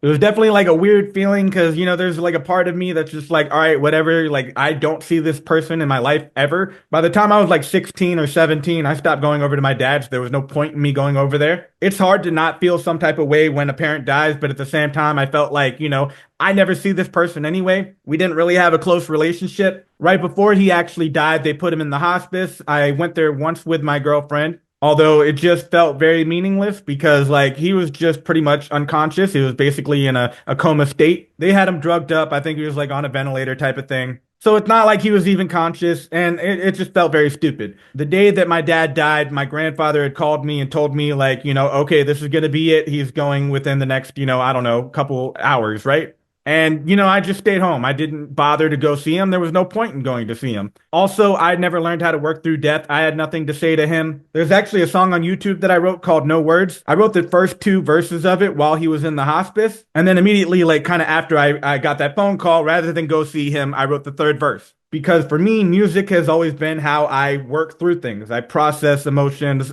That was all I had because everybody told me that, therapy is not for me. Therapy is for bitches. You don't know that?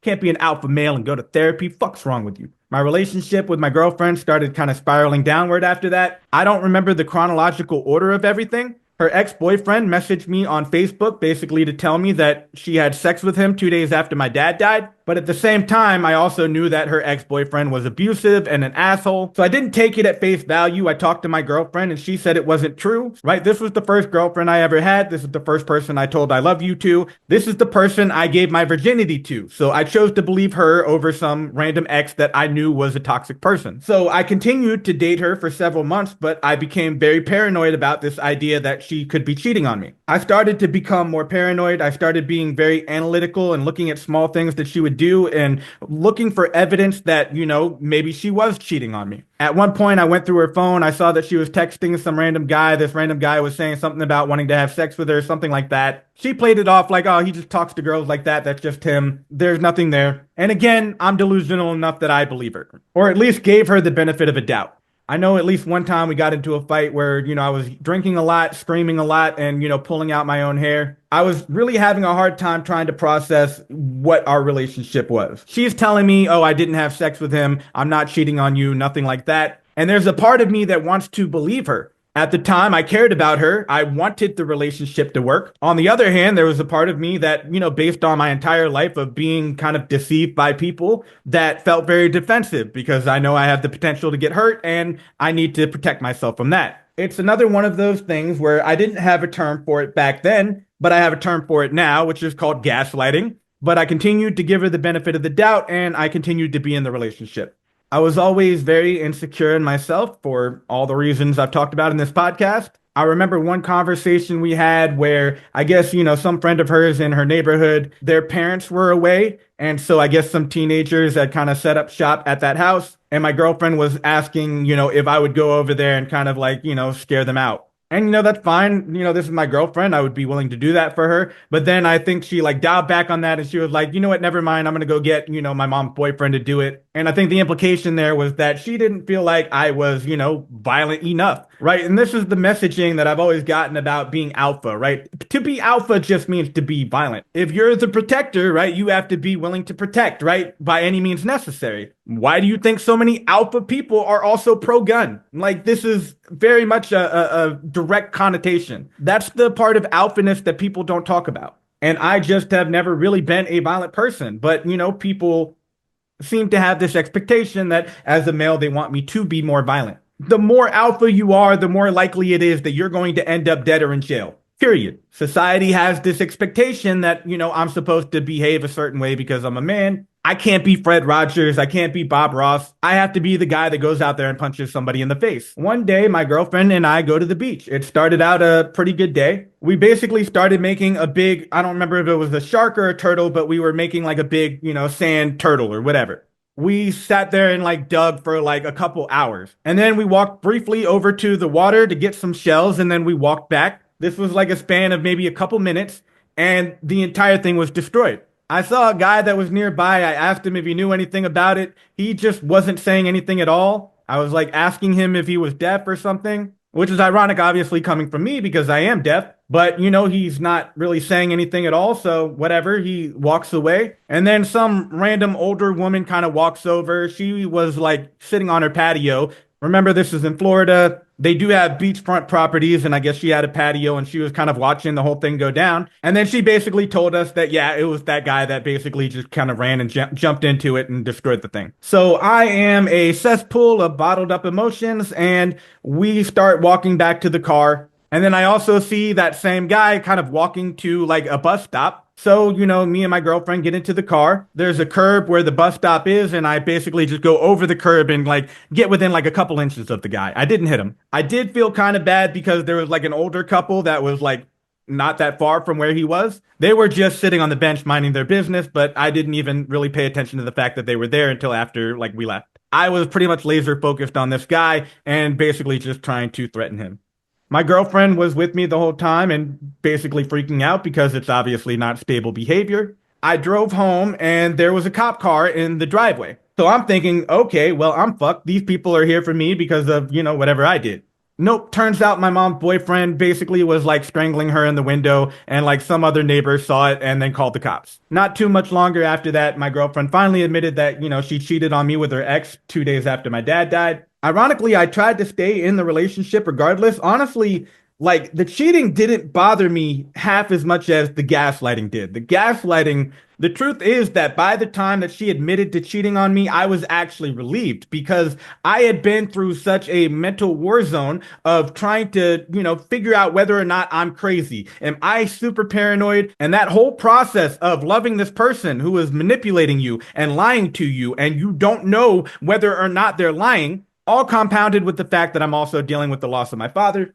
Like at the end of the day, I really don't give a shit if like my partner is having sex with other people. What I care more about is my ability to be able to trust my partner. But at the end of the day, she didn't want to, preserve the relationship as much as I did, so it didn't happen. During that relationship, I got a little bit of traction with my music, which was pretty cool. There was a World of Warcraft streamer on YouTube. He goes by the name of Athene Wins. I saw his videos online. I thought they were really funny. So I kind of sent him a DM and I was basically like, hey, can I make an intro song for you? He was like, yeah. So I made the intro song for him. He had millions of viewers, so I was able to get like a small little fan base at the time. I had a song called Swift Round the Corner that like got, a couple 100,000 views. But it was also his intro song in every video, which got millions of views. Then he also had a friend which goes by the nickname of Furious, and he had his own YouTube channel called OG Furious. I made a bunch of music for him as well. My biggest song was a song called You Mad Bro, which got used in a video by KSI, and KSI is much more known than they are. And I have, some other songs that did some,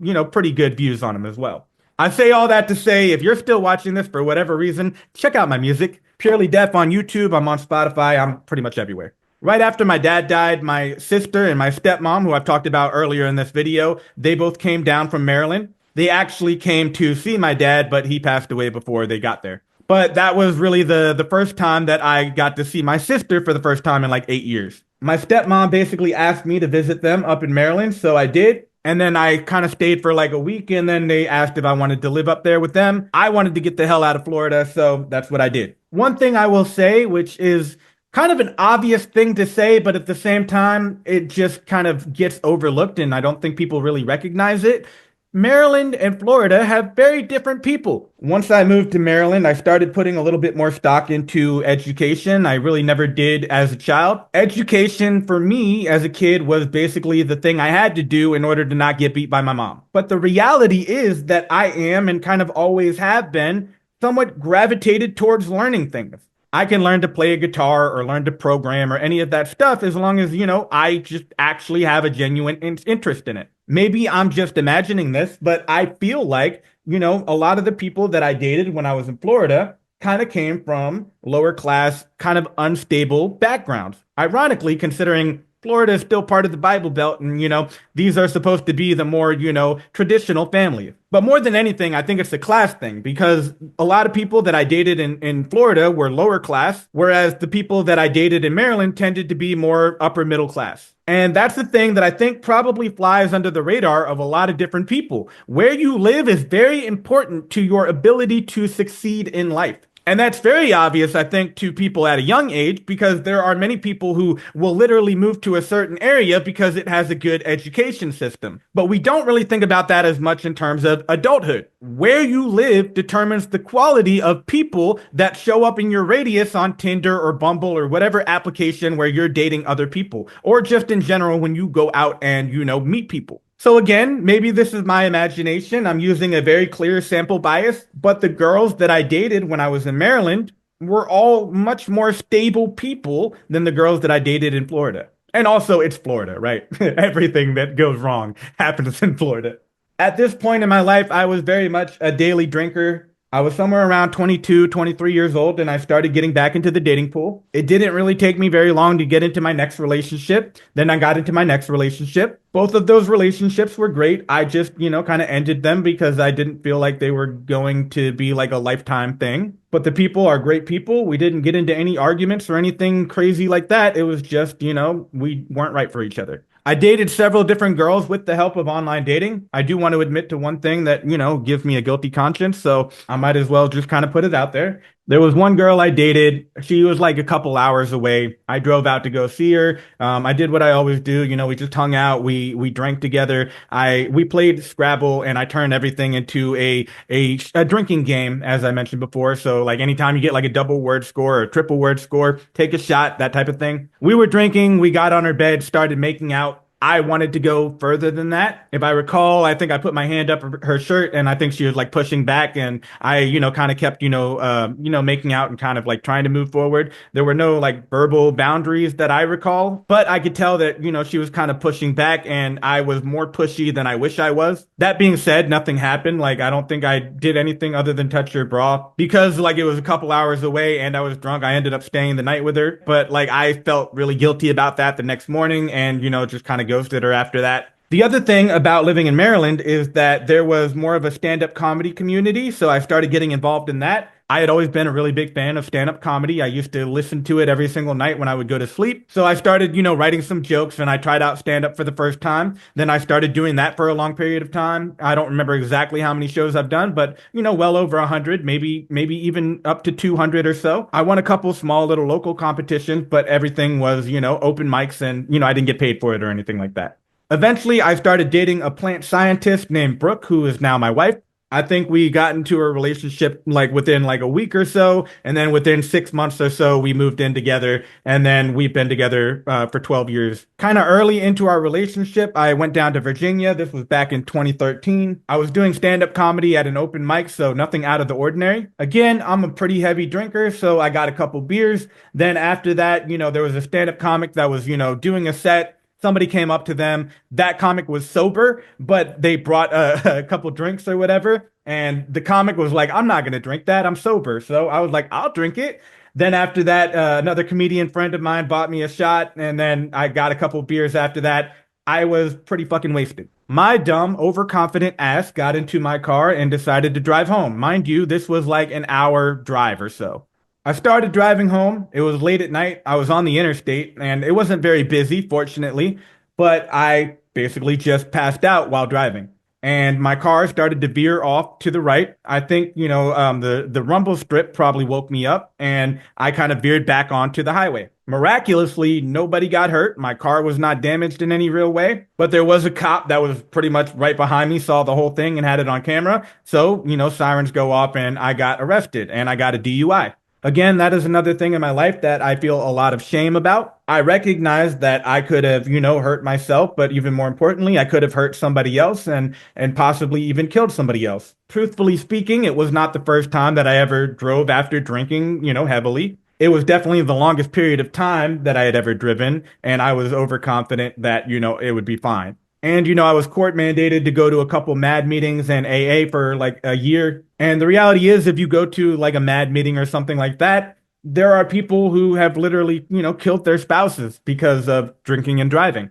I went to AA meetings for like a year. AA is just not for me because it's, too religious based and, there's just no way for me to kind of resolve my own, skepticism with religion in AA. They have a whole system where they're supposed to, kind of cater towards agnostics, but it's a bad system. It kind of ignores why you wouldn't believe in a God in the first place. Their whole idea of, being able to get sober through AA requires having some kind of higher power, right? And they always say things like, oh, it could be a doorknob, but that kind of like ignores why somebody would not be religious in the first place, right? You don't believe that something else has the power to do some kind of like divine intervention in order to kind of change your behavior.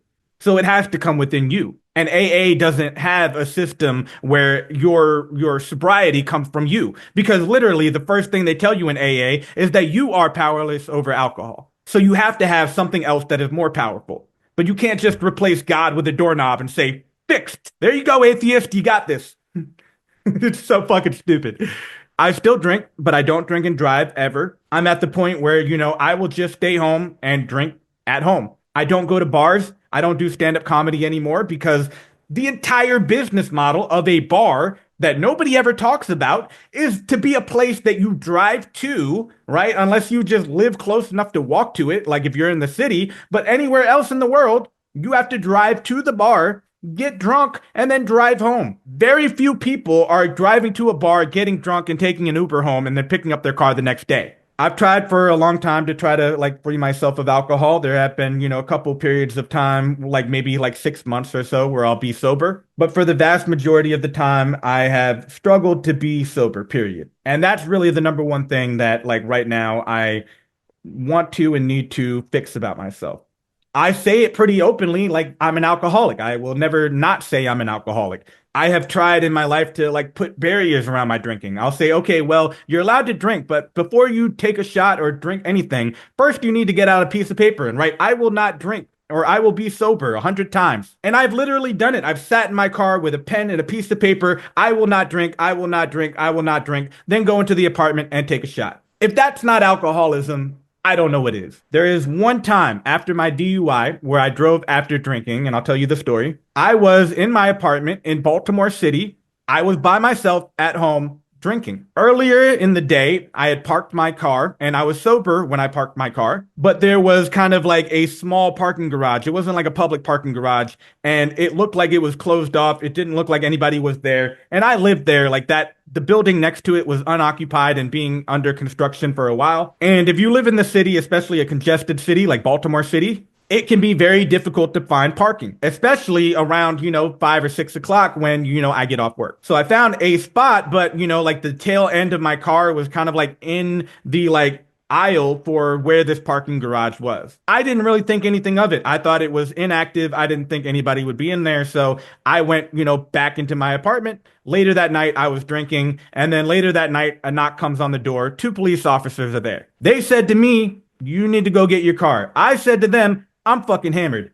I didn't say it like that, but basically I told them the truth, right? I'm drunk. They said, Doesn't matter. Go get your car. So I went with them. So I literally walked with them to the elevator. We all got in the elevator together. We rode down about 8 stories. They walked with me to my car. My drunk ass gets inside. They could have immediately been like, "Woo! Sir, please step out of the vehicle." They could have easily just given me a DUI right there. But whatever, I got in my car, drove around, tried to find another parking spot. It was later in the night, but the only parking spot that was actually available was like one of those parking spots where you have to have your car out by like 7 a.m. or else they're going to tow it away. I was fucking hammered, so of course I slept through my alarm. By the time that I woke up and got out to my car, the tow truck driver was already there and actually like mounting my car up onto the tow truck. I didn't know where he was taking it, so I literally just like asked him if he could drive me to the tow truck place. And he did it, by the way. Shout out to that guy. He actually drove me like, a couple blocks away from the actual place. He told me that he would get in trouble if he dropped me off at the actual place, so he dropped me off like a couple blocks away and I just walked over there and got my car.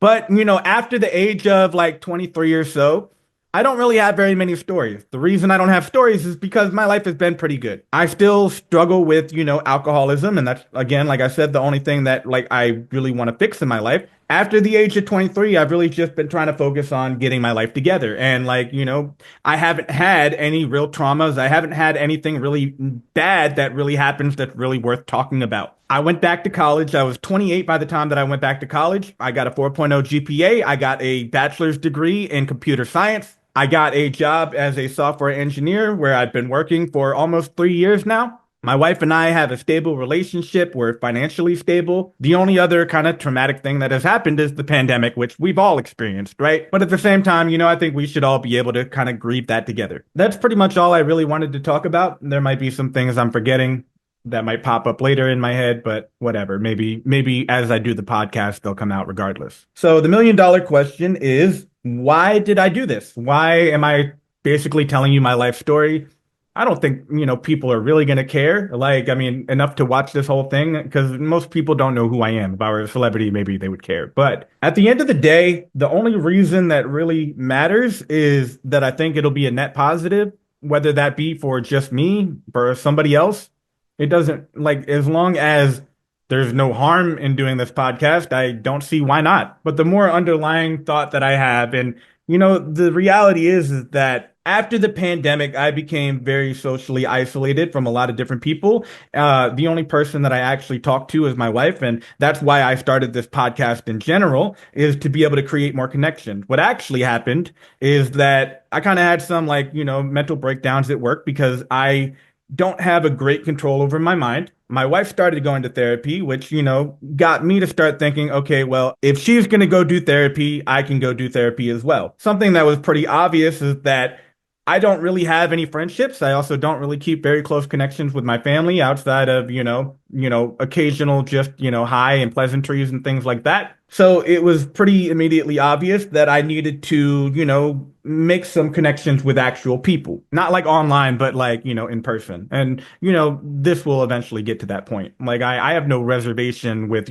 talking to somebody online and then eventually going to meet them in person. I've done that several times and I've met many, many great people. And I do have, surface level friendships where, we'll like, hang out and talk or bullshit, but like never like, a friendship where, it's deeper than that. Not a friendship where like I feel like, oh, if I need to go, fly out of town, like, hey, you mind picking me up from the airport? Like that type of friendship is a different level of friendship than, any of the friendships that I had. And then like some of the friendships that I do have that are like that tend to be people like kind of scattered around the world, so they're not necessarily within driving distance. The first thing that I kind of did was I kind of, I sent a message to my boss that I work with, lives kind of local to me, and he just seemed like a cool guy, so I met up with him for breakfast and we talked, just in my mind, I'm thinking, okay, well, I'm just going to go make a connection with another person. And, regardless of, how that evolves, whether that, evolves into more than us just going out to like one breakfast together, it would still be, a step in the positive direction. Then I tried to go to, something called Meet the Small Talk, which is like a meetup group where, just random, it's basically like speed dating, except, on a friend level where you're just like talking to random people.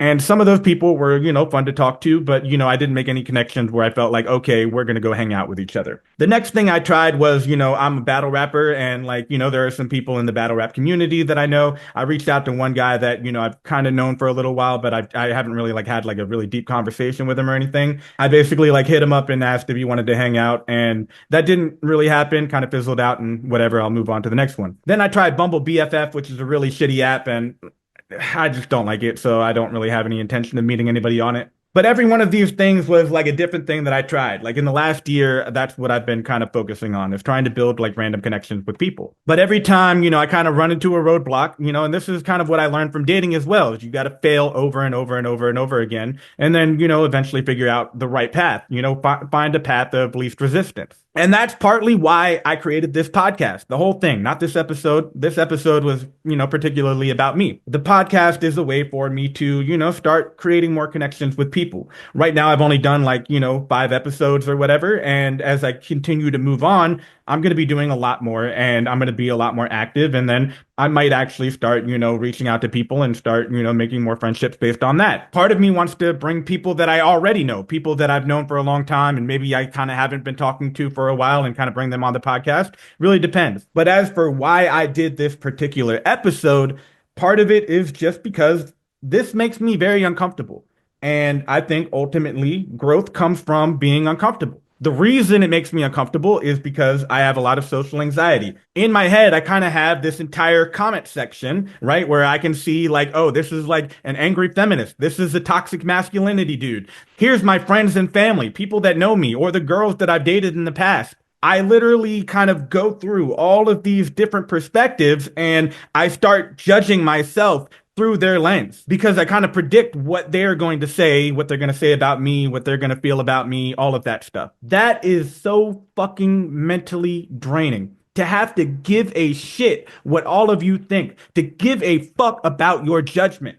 And the reality is that we live in a world where people have all these different personas, right? This is who I am, right? This is who I am when I'm sitting on a couch and we're just hanging out. This is everything that you're going to get. Sometimes I'm monotone. Other times I get a little bit worked up. Sometimes I'll crack a joke. And sometimes I just feel a lot of fucking pain. And even in that, I'm insecure, right? Like, because we have this, oppression Olympics type of thing. Even at the beginning of the episode, I had to do this whole preamble where I said, I'm not telling my story because I think that my traumas are any different or greater than anybody else's. But like, I shouldn't even have to say that. There's a reason I said that. There's a reason I felt like I needed to say that. And that's because, immediately I had that comment section in my board of somebody saying, oh, you're whining about this and this. And then other people have been through worse things. At the end of the day, though, I think that everybody should have the right to be able to share themselves, to share who they are and be themselves and, at their most vulnerable, position. And that's kind of what this is, right? Like, this is me just being me. That's the point of this podcast. And the point of this podcast is to allow everybody else to be able to do that as well. I'm pretty much open to anybody at all who wants to come on this podcast. If you want to come on this podcast, reach out to me. I will probably accept. Now, granted, I've already talked to a lot of people and I've already kind of blown them off because I start, developing a list and then I kind of start procrastinating and all that other stuff. But there's nobody in the world who I would say I don't want to be on this podcast. I want to be able to talk to people on a real, authentic level. We can talk about whatever. We don't have to talk about your life, but I would love to talk about your life and get to know who you are. But we can also just talk about, politics, or we can talk about, whatever it is that, is going on in your head. I just want authenticity. I just want realness. I don't want the fucking thing that we do online where we create these personas for ourselves and we have to present ourselves as something other than who we really are. Because we all have these different social identities, and sometimes it's just, okay, I'm an online streamer, so I have to behave and act a certain way. But, alternatively, if you go to work, you're a different person at work than you are at home. That's a social identity. You can't say everything that you actually feel. If you are a spouse or a parent, those are also social identities. Yeah, you can, to some degree be yourself, but there's always a disconnect between, who you actually are versus the you that you have to be in order to satisfy whatever those relationships require of you, if that makes sense. But me, I'm just trying to brush that shit off. I'm happy being me. I want to be me. Right now, I have 18 subscribers, and if that's how many subscribers I have 10 years from now, I'm okay with that.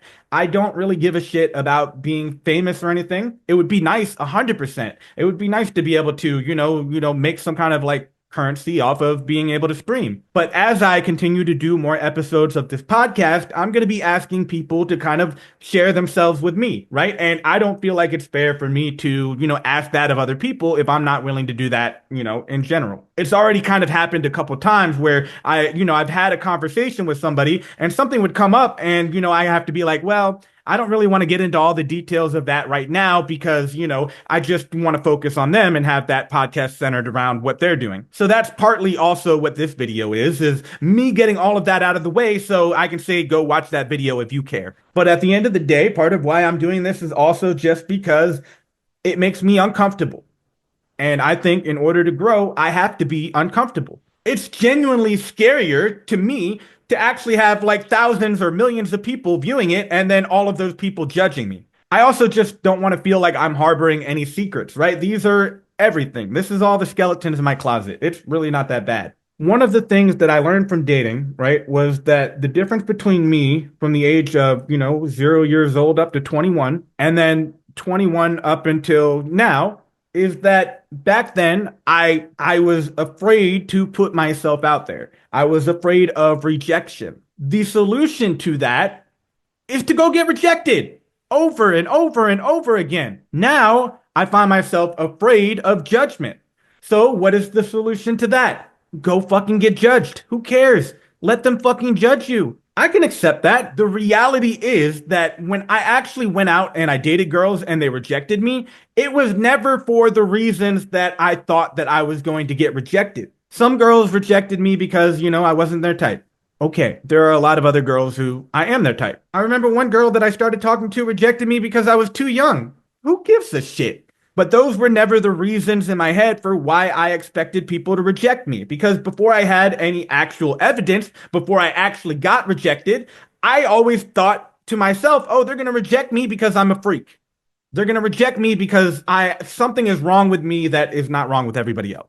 And that was so damaging. That was a self-fulfilling prophecy that destroyed my own self-esteem. But the reality is that social anxiety was exactly like the social anxiety that I feel today. The only difference is instead of being worried about being rejected by women, I'm worried about being rejected by certain communities of people. I'm worried about being rejected by the masculine community. I'm worried about being rejected by the feminine community. I'm worried about all of these different things. And I think we all have this to some degree. I think a lot of people don't realize that they have it. Or maybe just some people don't have the ability to put it into words. But that's what it is. The only way to get over that is to just be yourself and just allow the judgment to happen. There are going to be people who don't like you. I know there's going to be people who don't like me. But I also know that there are going to be people that like me. And those are the people I want to try to find and, be friends with. I'm picky, right? I don't want to be friends with the wrong people. I don't want to be friends with people who are going to make my life worse. But that fear of rejection, that fear of judgment leads to anxiety. It leads to depression. It leads to all kinds of mental health issues. Other than that, like there are plenty of thoughts and opinions that are bubbling up that I want to kind of like put out there. But I'm sure as I do more episodes of the podcast,